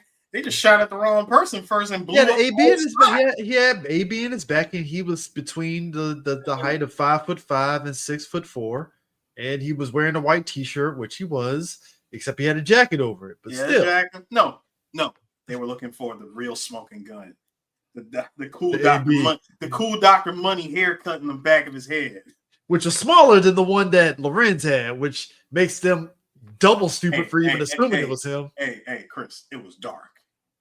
Well, I mean, look, they all look the same in the same, when it's shady outside, they all kind of look the same. Come on. Yep. You never said that about black people? Come on, man. The B side of that scene when they rolled up on them. That was the conversation. My man hanging in the cut in the closet, slow moving the Uzi. I was like, yo. This was a DLC to a video game like Survive, no Russian. No Lorenz. Shout outs to Lorenz. He took out at least 2 or 3 SWAT officers. I don't think they were dead. Were they dead? Oh, they were dead. They put the cover on at least 2 or 3 before they got to him. Damn, bulletproof vest didn't do shit. Nah, I didn't. Not when that shit is that up close and personal. I thought usually it can kind of like you might get dinged up, but you'd be fine. You do got to realize that Dr. Dre is the penguin in this universe, so he had to go. He really was, man. No, he wasn't just the penguin. No running. He wasn't just the penguin, sir. He was also the concierge from John Wick. Armor piercing bullets. Oh, he's messing with my money. No. I'm sorry. I messed it up. I should have said, yeah, Nick. Armor piercing bullets. Armor.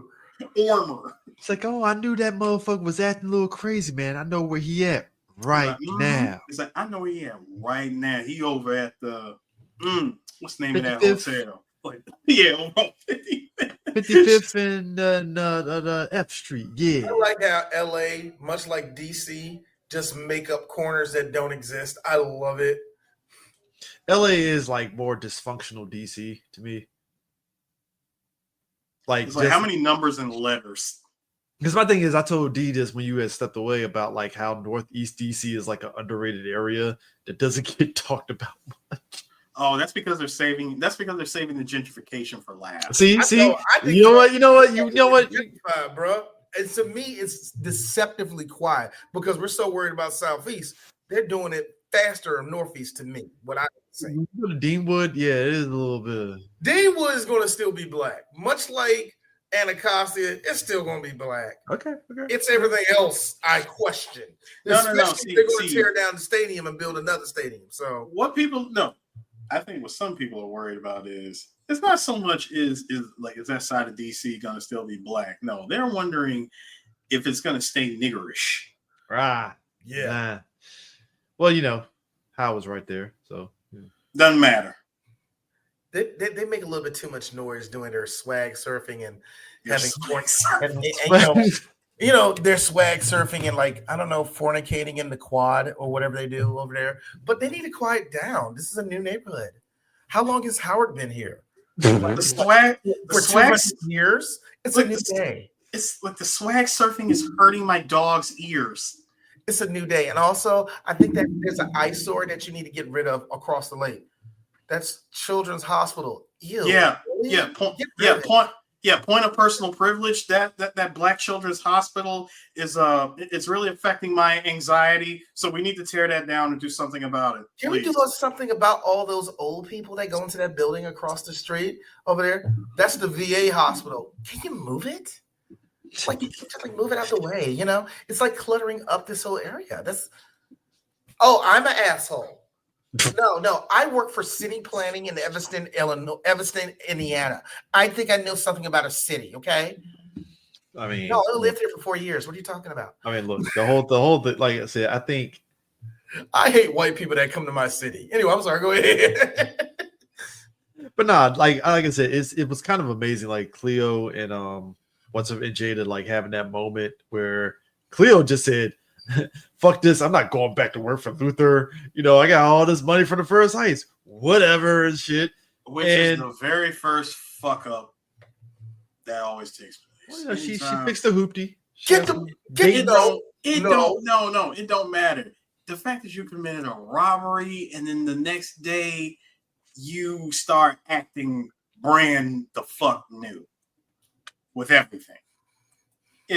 Tell me you didn't come into some new money by robbing some shit without telling me that. I mean, Stoney said it best, and it's actually the smartest thing you can do.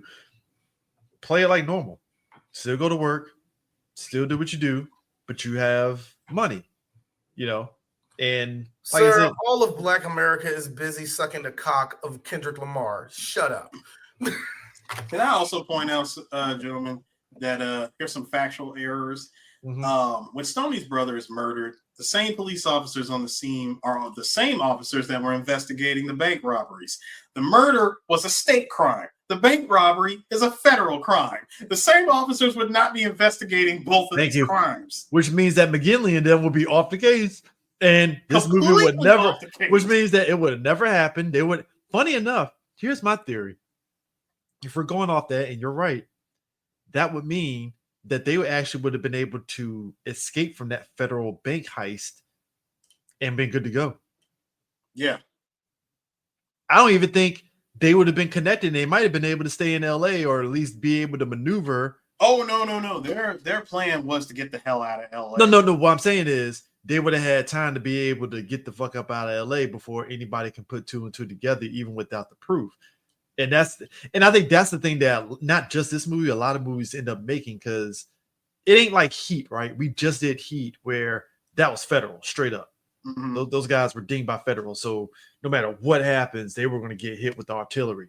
The fact that, like you said, it was state and it's like they hit a federal bank, though. They're like, that's two different things, man. That's two completely different investigations. And that's the thing that ticked me off too, because it was really like, wait a minute, that was homicide to a robbing a bank. Come on. I'm like, the same cop is working two different investigations. Like I was saying, both sick this weekend or some shit. I'm like, I'm like, holy shit, a state and a federal investigation. You get to work both.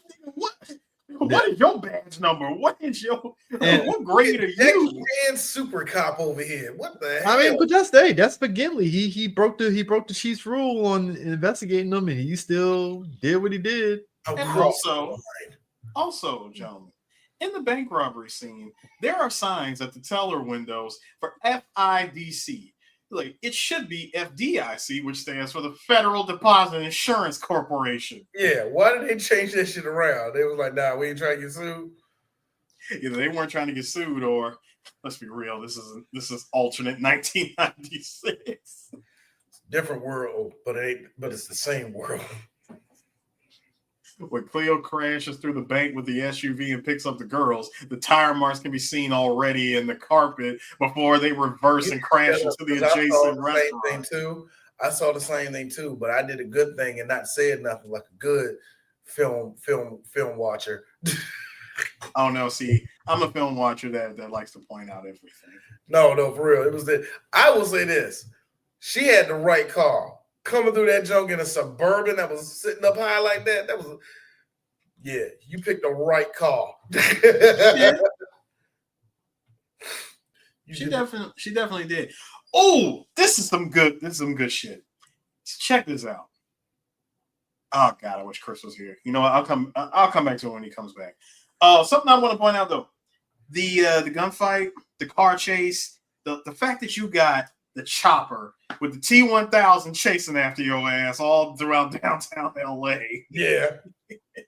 They think they by going through a tunnel that they would somehow avoid the cops. I still think that's hilarious how not only did they did that, but the girls got to get out the damn car, find a way to split up.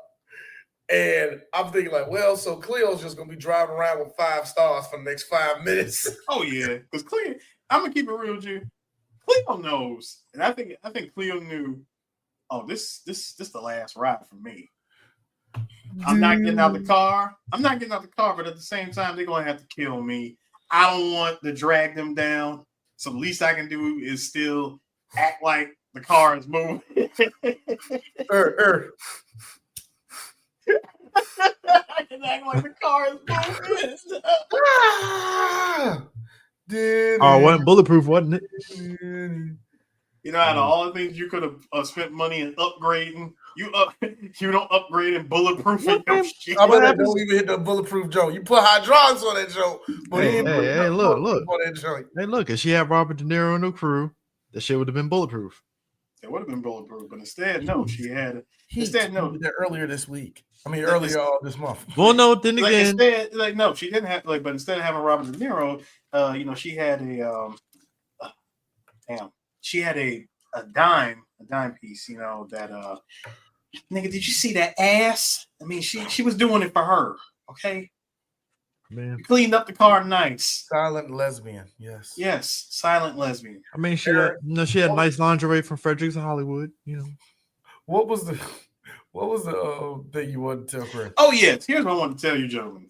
And again, the inaccuracies with this movie are just piling on. But check this shit out. So at the end, when Stoney calls Keith, he is casually working at his desk. Which, by the way, my favorite part was while the whole car chase was going down, this nigga was full on knocked the hell out in his house. Anyway, it is implausible. Like, this is implausible that he would still be working at the bank because the police would have had to have made the connection he had to Stoney. I was like, he took her to the banker's party, introduced her to all of his coworkers, and he wasn't present at when the bank robbery occurred.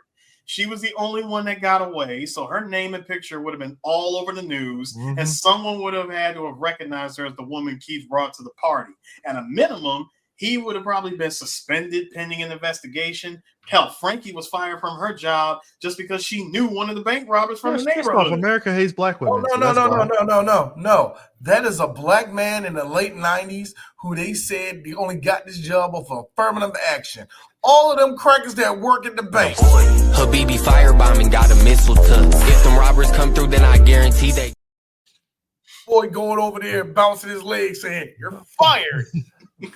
First off, he was a DEI hire, right? I said it. I said affirmative action. No, but see, we're today. Today is DEI. DEI. It's in the game.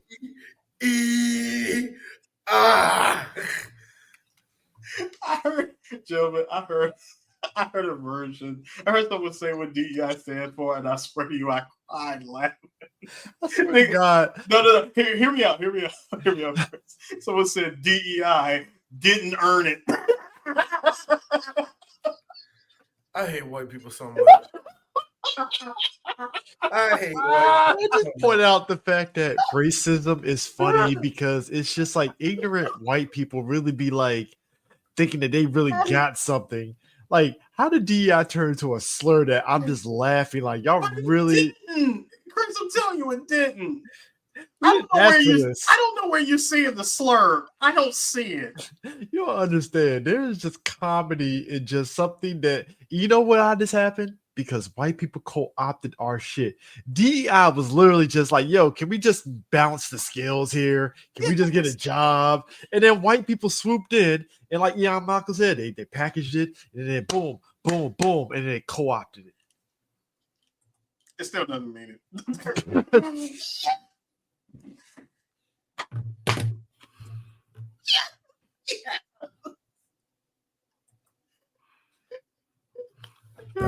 That was number 4 of my top 10. Again, the number 1 was Defend Boy Feet. Just want to put that out there.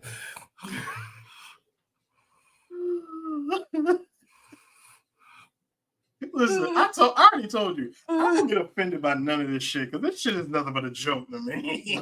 DEI is a slur, man. It's white just the people, emphasis. Like, I need you to cite sources on this, Chris. No, I'm sorry. I refuse to believe that it's a slur. It's the emphasis on DEI. It's like the fucking Green Goblin calling fucking Norman Osborn for like those white guys, man. It really is. Like they hear DEI and they're like, oh, Goblin time, and then I'm sorry, what? What? Mr. Downs, yes, this is facts.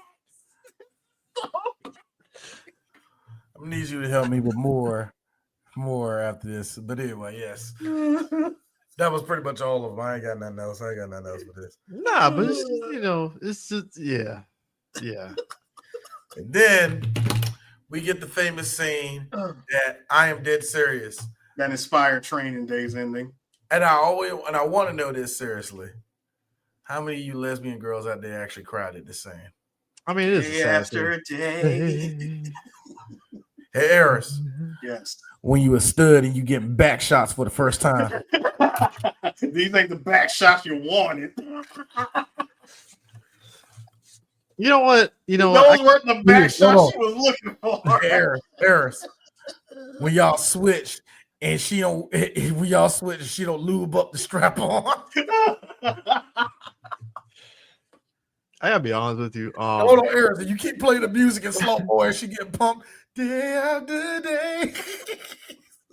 No, this is that other meme. The one that says, when you have, when everyone is asking how you're feeling, you're telling everybody that you're fine, but you're not really fine. I gotta say though, there's something. Nobody. Me, 3 o'clock in the morning after having Taco Bell. The same grit and the same sweat. Same thing. Hey, D, is that sweat where you gotta lift your legs up in order for everything to just, You want to know the worst? And look, I'm proud to say this because I know this has happened to quite a few people. You ever get really, really sick and you throw up and you kind of pass out and you wake up and you realize you're actually butt naked in the bathroom? You're like, I must have really had to take my shirt off for this. It's like you come to after you throw up. Yeah, it was rough. It was rough. No, hold on. All around me are familiar faces, worn out places. I'm fine. You got neatly folded up clothes off in the corner. Oh God. Oh God. I gotta say, there's something amazing to me about the trope of like you fine. I'm happy for you. There's something tragic about like the trope of like the police clearly gunned you down and you want to go out in the last blazing glory and you just like I do like I love the fact that she went from this the steering wheel. She went from steering wheel to kicking out the door. I gotta be honest with you. There's the stage play starring the Brat as Cleo. Come on, y'all knew she was gonna play Cleo, but who else could I don't want to see RDJ. All right. I don't want to see this scene on stage because I know it's probably some high school play level of sound effects and the Brat going. I mean, sirs, it's just like the New Jack City on Broadway shit. Chris, you haven't seen 1 second of that. Don't do that, yeah. I need you to stop it right now. I got a feeling it's niggas singing "Living for the City" for 12 straight minutes. Where's the new? Where's the Jack? Where's the city? I mean, the Brat living on rhymes. That's how it is. A couple things. Number one, probably my favorite shot in the whole movie. Yes, mine too. That's the reason why I got this. She got that black woman sweat. Look. I already said it. I'm not attracted to Vivica Fox, but there's one thing I like about Vivica Fox. Feistiness. When she is sweating. The feistiness. Like, remember when she was getting choked out by Uma Thurman and Big Kill Bill? Yeah. Mm-hmm. Yeah. All right. Sir, Again, it turns into me listening to that clip of Kamala Harris on the radio. I'm going, is that how she sound over the phone, nigga? Hey, look. Montel, Prince, is this? Yeah, I'm hard. Wow, okay. Look, Montel Williams saw the vision. Okay, he saw the vision. Gentlemen, wait a minute. What? Oh, you didn't know Montel Williams and Kamala actually went out? Kamala went out? You know why they broke up. Why? So where you want to go? It's all good in my hood, Montel. You got one more time doing this. We could just go in the 6-4. I'm breaking up with you. Come on, we gotta get a groove on. That's Montel. You do know I'm still getting paid off of that song. No, that's Montel Jordan. Montel so throw Williams. your hands up and listen to the party sing. Oh, Montel Williams. Montel Williams show. Oh, I'm saying Montel Jordan. Good. Ew. Yeah, they went out. She banged out High and Tight, who was bald headed.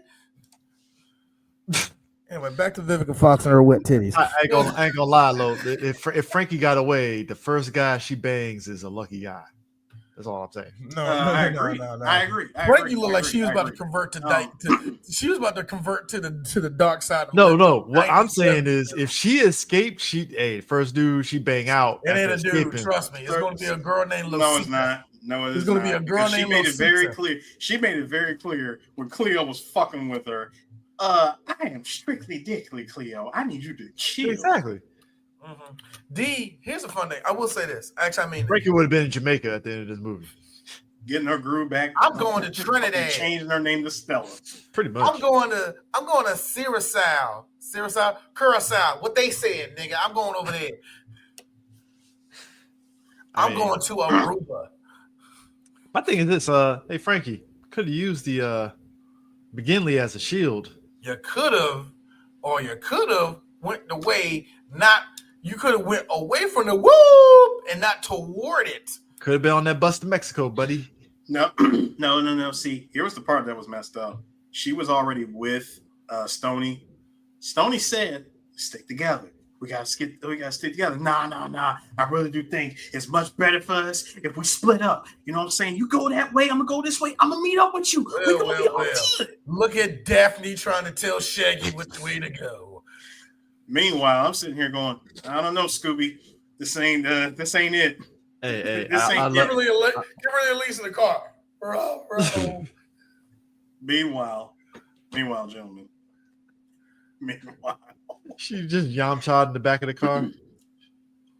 First of all, see how one of my other favorite moments. One of my other favorite moments. Both of y'all, by the way, but one of my favorite moments in this movie is seeing how quick and easy Stoney rolls in. She sees, oh shit, Viva la Mexico. Grabbed the freaking sombrero, hopped on the bus, looked and watched everything unfold. Sir John C. McGinley saw the jig was up, knowing I could stop her, but you know what? Her camouflage is too damn good right now. Actually, sir, that was his white guilt at 100%. That was white guilt. No. Well, you're right. This is actually a combination of both. It was 50% white guilt, 50% her putting the sombrero on and blending in everybody, giving her that 100%. Do you know that Baltimore girl putting on that sombrero, hopping on that bus, for some reason, etched in my brain? I don't know why. It could be just because it was a big ass sombrero. It is kind of wild though. It is kind of wild though. Like she got on the bus with that, and you have to imagine if both of them were actually together, how that would have seen where the cops would have been like, where the fuck did they go and stuff, and they would have been bam, they're in Mexico. Like my man Ving Ream said, your LA privileges is no gone. longer. It's like you lost them shits. You can't come back to the country anymore. Yeah. You're pretty much CJ. It's San Andreas. You're gonna be in Boone County for a while. You ain't coming back home, nigga. At this point, you better make your way from Mexico further into South America and beyond. Let me ask y'all this though. How long do you think they could actually, if realistically speaking, like in real life, if they actually did escape, how long do you think it would be before they can come to U.S. and nothing would really be penalized on that? What's the statute of limitations on that? Wait, you asking for the statute of limitations on that shit? Yeah. First of all, you're talking about the statute of limitations on a multitude of shit, okay? Not just one thing. A series of bank robberies, murders, and what else? Cops that were shot. Cops that were shot. What else? The damage done to the city of Los Angeles, like destruction of property. Yeah, you're not coming back to the country. All right, cool. You better start learning Spanish. That's all I can say. Yes, thank you, Darius. One word, excommunicado. My ass would have been in the UK somewhere. Now, Chris, if that was Emily Blunt who made it to Mexico, she would get 7 years. Then she'd get back in the country. With a job, with full but let me tell you something. Stoney, along with Tyrese, Making Good, and that little boy, ain't coming back to America. Tyrese, Coca-Cola man. Before y'all ask, yes, we did Waist Deep also. Waist Deep, I think in 2015. Tyrese drove the car with a Dan Lorenz tape into the water and swam to Mexico. That black man swam to Mexico. To Mexico. Tyrese said with a full bald head, all right, what these niggas don't know is that I'm Aqua nigga. My man punched sharks in the face. And I can't take this shit no more, man. My man punched out a Mexican dude, took his all white suit, and walked down the beach like, yeah. You notice fresh. that he had the ball. Like you notice that he had the ball hit in the movie. Perfect for aerodynamics. Also, no, Chris, I got a better question. You talk about the white suit. No, Megan and the little boy. Here comes Tyrese all white. All y'all got all white on, and I'm over there. This is some movie. This is some movie bullshit. We find out they're in heaven. Hold on. Good. The kid got shot to My shit. sister has it. I was going to say that. My sister had it. They never made it out like My sister had a theory, and it was that exact theory that they all died actually. That's dark and genius in a shitty movie. That is very dark and genius. But no, I think but the thing about it is, I think you're not coming back to the United States.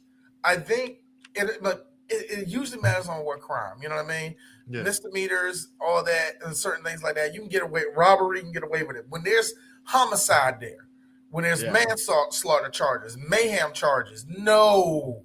But my thing is, you can't run away from that. They want you in jail because at that point, it ain't just the state. It might be the families that want you locked up. I think it was wild though too that the cops shot her when she ran away. Because I'm like, wouldn't you just chase after her? Because like, you know what I'm saying? Well, no, because Vivica made a very good point. What is the procedure when you got a gun to your head? And fun fact, McGinley looked at her like, fuck, she got me in the hole here. John C. McGinley like this. Frankie, they're about to shoot your black ass. You got about 5 good seconds. I hope you're Barry Sanders, bitch. Run. That's why she said she should have used him as a shield. That was her. That was more impressive.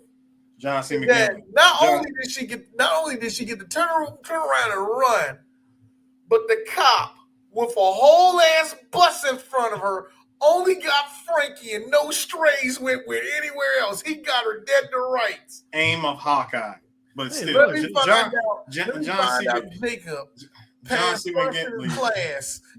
C. McGinley over here. Hey, Frankie, I got 2 words for you. Jesse Owens. First off, that cop hold on, black woman, 2 words. Flo Joe. First off, that cop had the bullseye perk from Call of Duty. All right. They had aimbot. Yeah. Because that was the bullet that went straight through her heart and like her spleen. So she did. They ain't no set it off 2 electric boogaloo for her. One of my favorite lines. Ain't no set it off 2. This time it's personal. Ain't no set it off 2. The awakening. None of that's happening. Hold on. If it's called the awakening, here's you. Who comes back? Frankie, you're back from the dead. Frankie, you're back. Well, first of all, there's gonna be TT. They done Mr. They done $6 million man her ass. No. They pulled the Han from Fast and Furious. You're like, TT, that you? It is like, I faked my death. You see, ladies and gentlemen, one of our favorite commenters on the show, Tevin Williams. Tevin Williams again, always coming with it, always coming with the heat. I gotta say, Alopecia Rising is going to get us kicked off of YouTube. You keep up with this shit, which means that Megan Good is gonna be in the movie because Stoney's old now, just like how she was in Matrix Revelations or whatever the fuck that shit was. Matrix Resurrections. That was not Megan Good, nigga. That was Marvin Gaye's daughter, if I'm mistaken. No. I'm just talking about Matrix Resurrections. Jada was like old Jada. That's what set it off too. Is going to be old Jada in Mexico, fluent Spanish. Which I gotta ask. What the hell have y'all been doing for the last 25 years? It's like Taraji is like her daughter or some bullshit. I don't Set it off. Saga New Moon. I love it. Thank you, Super Smash. Now you see in the background, but it'd be like Jada and like no. 3 black actors who you don't know. One who's like really, really white passing. We're like, what's going on in this plot? Now no. See, to Chris's point, there is something. There is something to it where you said y'all $1 million man, Kimberly Elise's character, right? So apparently one of the goofs in this movie was when she gets like when she's holding her, like when Stoney is holding TT, right? Mm-hmm. It says here, when TT has just died and Stoney is kissing her forehead to leave her in the SUV, you can see her still breathing as the door is being closed. Yep. It's like, Kimberly, you're not supposed to breathe in this scene. God damn it. I can't help it. It's hot in this fucking truck. Kimberly acting. Kimberly at least just knows no peace. Every role is just her in agony, dying, sadness, getting shot. Like I said, pulling out a blicky in church. You know. Her slapping the shit out of Mr. Bald-headed nigga from Law and Order was one of the best things ever. I love it because I love it too, Eris, because she was like this. You want to eat, don't you? Ain't gonna lie. Oh, that's too bad. He a motherfucker. Ain't gonna lie. Feisty. Look, Wood Harris brother over there looking all mad. I can't move. I ain't gonna lie. Feisty Kimberly's was like, all right, I see the vision. I see the vision. The one picture that is wrong because I sing for colored girls. You know, when she's looking back and her eyes is red and she be crying. Y'all need to quit that. But that's pure when your girl's trying to tell you about your day and she hear the PlayStation beat go on. This is the sick part. Turn on the PlayStation. This is the sick part. Imagine, if you will, you play Ben Carson's wife. And you see what? She played Ben Carson's wife. Don't Get say the hands, that, stupid baby. Get the hands. Ben Carson's story. Kimberly Elise always losing a child. She got some just impeccable braids, though. You can take your key. Oh, everybody's braid game. On him too much. The braid game. Everybody's braid game was on. It's clearly what black women employed on this movie with the hair. You're gonna have our hair looking good. Here's Gary. We got 14 more days to shoot this movie. Y'all been bullshitting. Look, Queen Latifah, y'all, yes, bitch, all of you. We ain't got one more time. Who you calling the UNIT?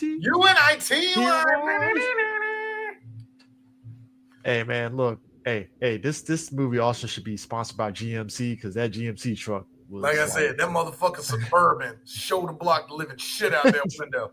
Bro, they don't make trucks like that anymore because But the best part of this movie. Well, hold on, do I got the picture up here? That cyber trucks and shit. That was a joke. Hold up. Well, finally we get to the end of the movie, right? She's in Mexico, and like we all said, the alopecia finally showed up. That looked very CG, to be honest with you. You need to stop. They CG'd her hair. Chris, go home. I'm about to say that wasn't me. That's John Connor in Terminator, the last Terminator movie. That's what that is. Yeah. But she was out there. She called Blair. And they just stayed silent. And like I got to be real with you, Harris. Now, this look right here, y'all. You know what that look is right there? When you slap them yeeks, then she ain't coming back. No, this is this. I'm going back to white women. I done tried twice.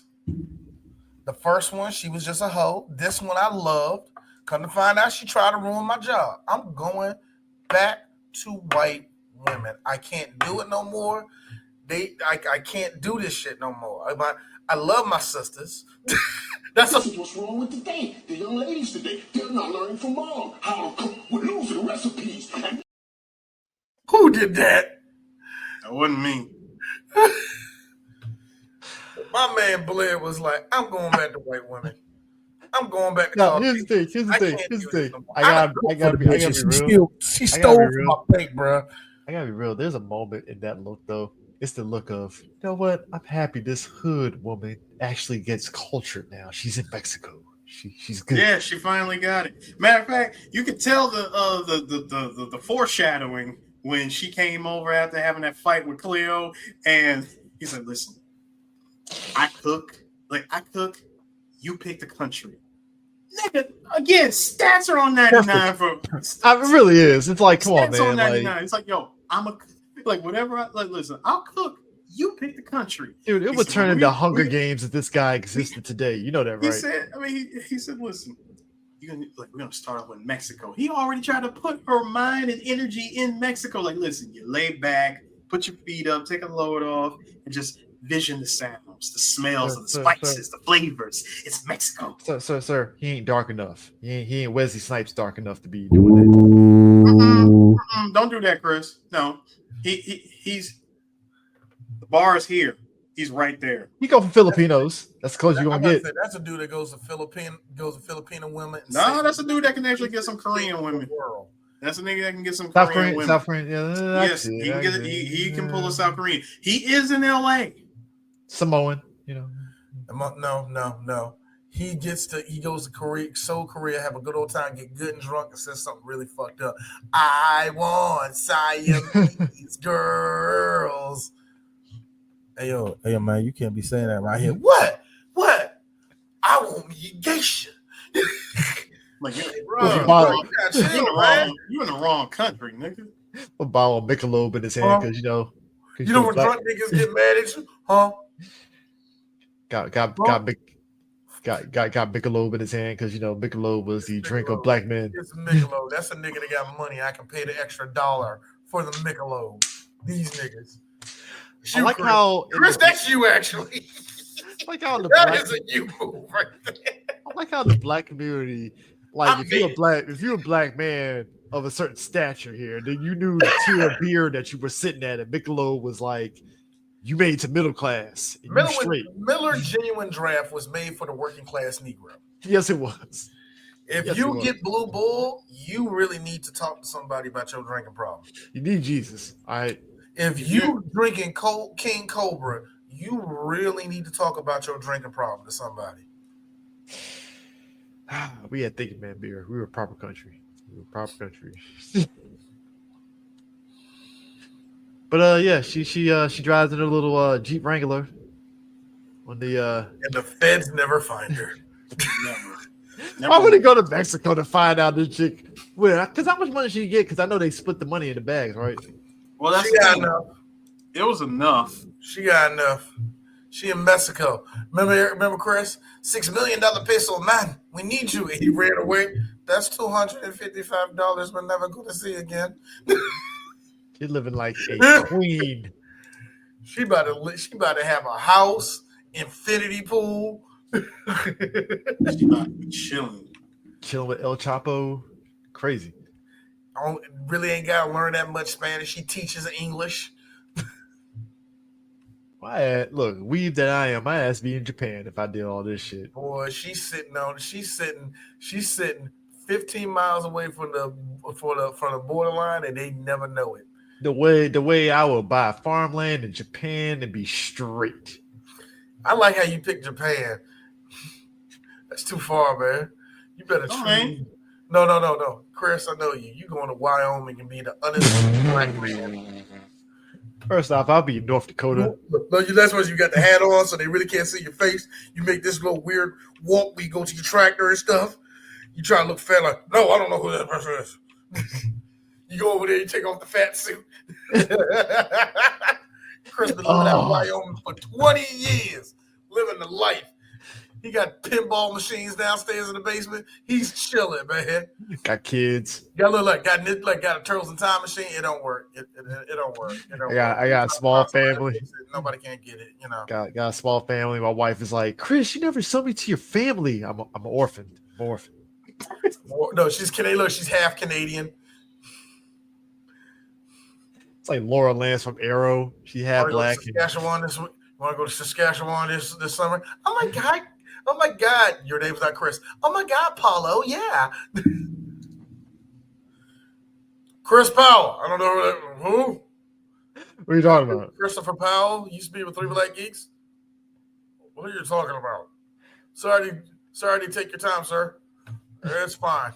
Oh, I have one question. Yeah, Brother Rock. God damn it, he found me. Quarter brick, half brick, whole brick. Hey. Oh Lord. So that was Set It Off. And iconic. Did they set it off? Yes, they did. Iconic, they did. soundtrack. In our hearts. soundtrack "Don't Let Go." That was the big. That was the video for that. Remember when they did videos and interspice the shit in the movie where it kind of spoiled the movie? It had nothing. I always love that shit when they made music videos and they would bring in the actors from the movie and be in it doing voguing like, I find a way. Because you are my sister. They was all hugging at that part. There'll be some love making, heartbreaking, soul shaking. It's the CW style thing where they be like, do. That's how they do it. Folks' last hit. That's their last hit. First off, they're hanging. They have a song close to this. First off, this is peak. This was peak hanging with Mr. Cooper, so they did a banging hanging with Mr. Cooper theme. Oh no, hanging with Mr. Cooper was the Death Note because they had 2 more years. Them residuals at for that show though. Who was it? Was it Dawn? Who was it? The light-skinned one. The light-skinned one. I can do my own thing. And she did that thing with Nas, AZ, and I'm talking firm biz with it. Oh yeah, firm biz. Yeah. I want to talk about it. Yeah. It's like lady. About that line. I just aged myself by saying Nas, Foxy Brown, and AZ.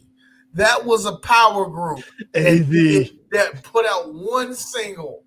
AZ. That is a name I haven't heard in years. Was criminally underrated in my book. He's a really good rapper. Really. He was like. I was about to dog him out for a second.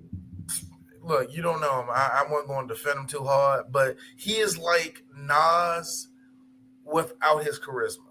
And that's actually sad. First off. No, I mean it. No, because it's actually sad. If you hear him rap, it's like AZ's good. He's like really good, but if I play that and I play the Nas song, you're gonna go to Nas. Yeah. 10 out of 10. This is just how it is, man.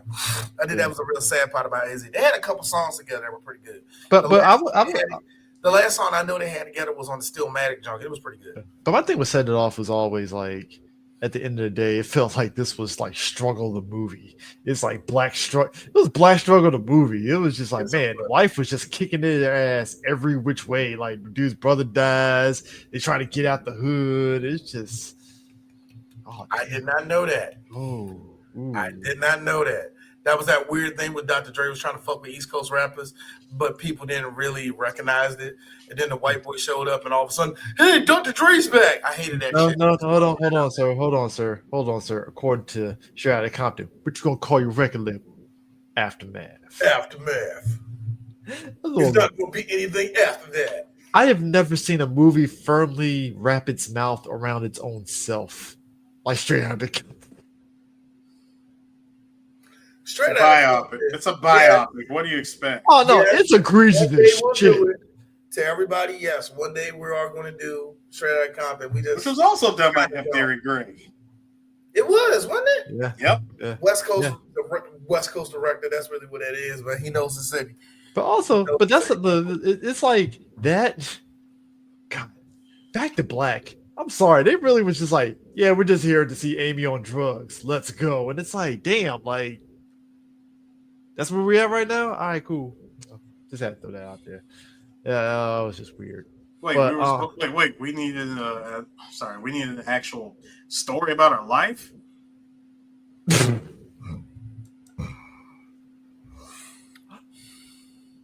I appreciate Set It Off for it's again that small attention to detail that you mentioned, D, about the whole idea of like how they went about the bank heist. And again, that one little mistake of go back for more money. If they had just left right then and there, they'd have been straight. It got greedy. Greed always does. That's always the thing that kind of dids a lot of stuff when you like we can get a little bit more. And it's like I thought it was cool, Smash. It was cool. Yeah. But yeah, it was a dope heist movie, but we got on the dock. For our next, I guess, our next one is going to be interesting because now we get to talk about a lot of white guys' power fantasy, which really, but they love him.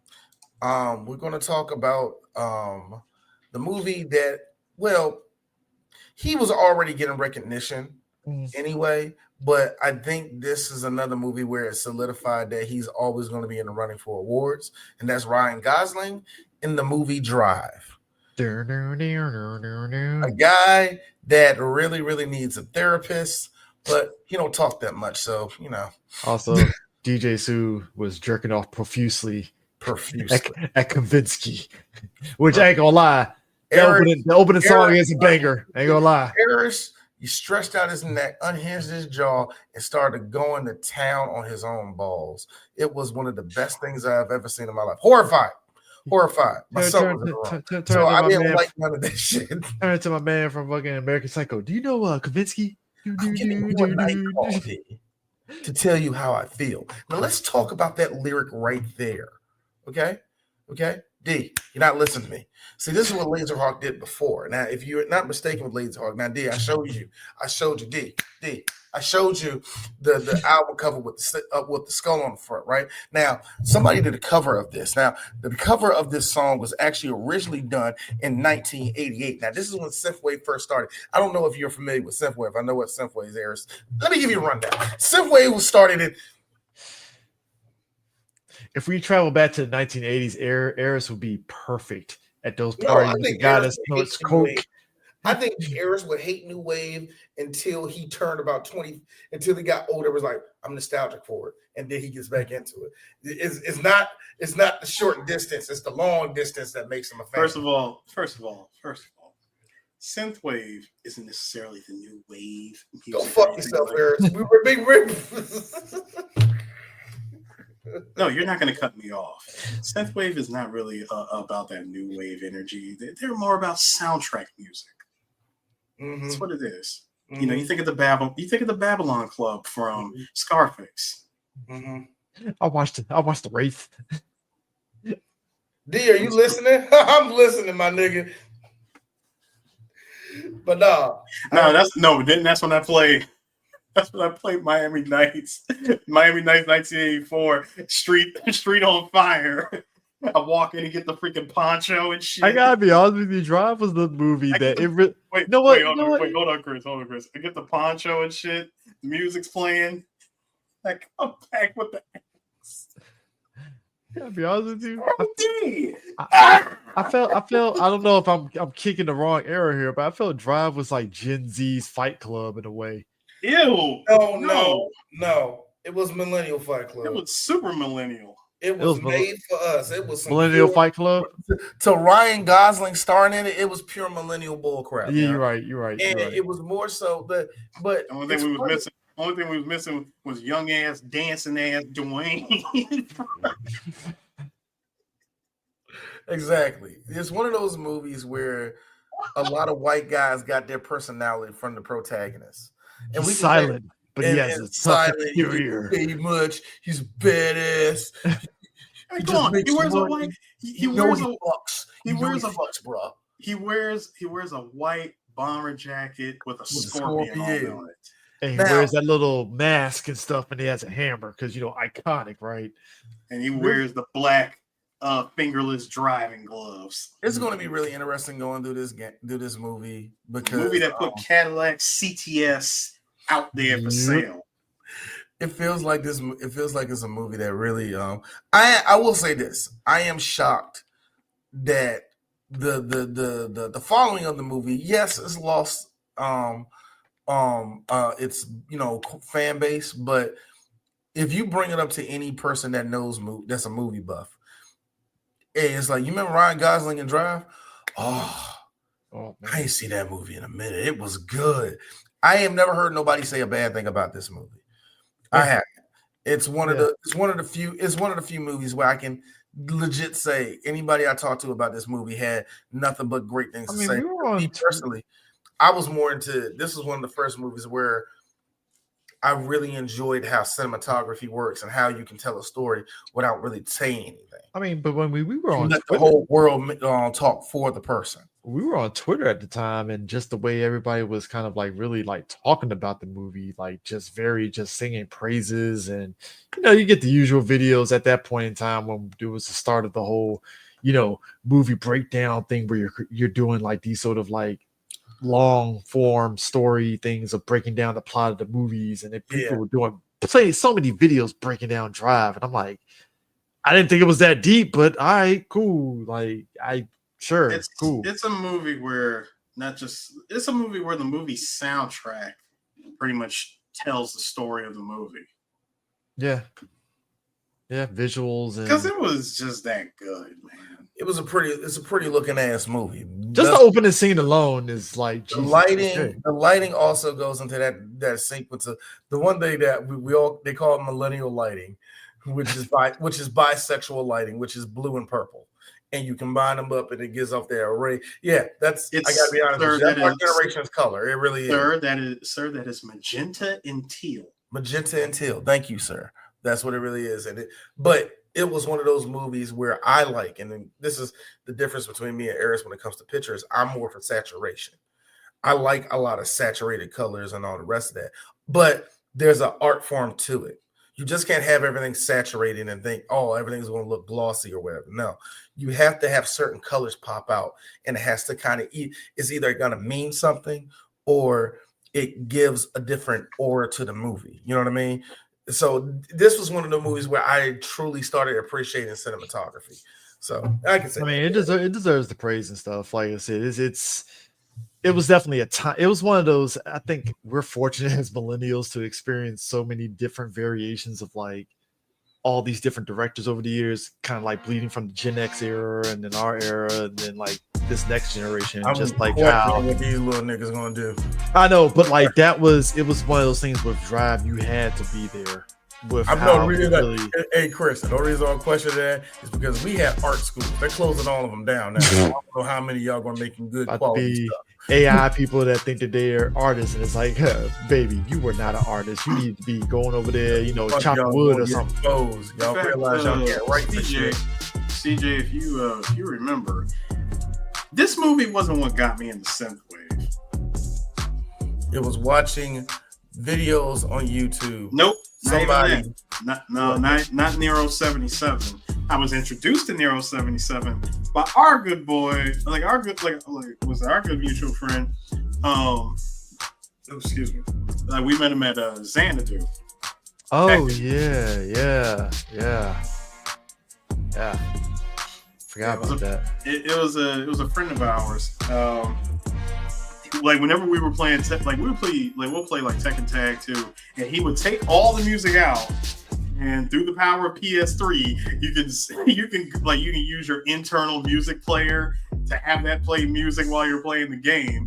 So in the middle of this, I'm over here playing, I'm getting my ass beat by him, and I'm just sitting back going, bro, what music is this? What is this? I was like, what is this? He told me about it. He gave me all the music that he had on the drive, and he told me where I could find more of this stuff. And man, the rest has been absolute history. And that's when I ran into Nero 77. And then Drive drops this freaking movie, and I'm like, oh my god! The swimming pool that is that was synthwave. Was that good? 2000? I want to say it was 2008-ish to 2012. Beautiful time to be a fan of synthwave. Yeah. But Drive. All right. Next week we're doing Drive. Thank you for everybody that stayed up and watched this episode. Please come next week. We will see all y'all later. Happy Thanksgiving, y'all. Peace. Don't eat the raisins.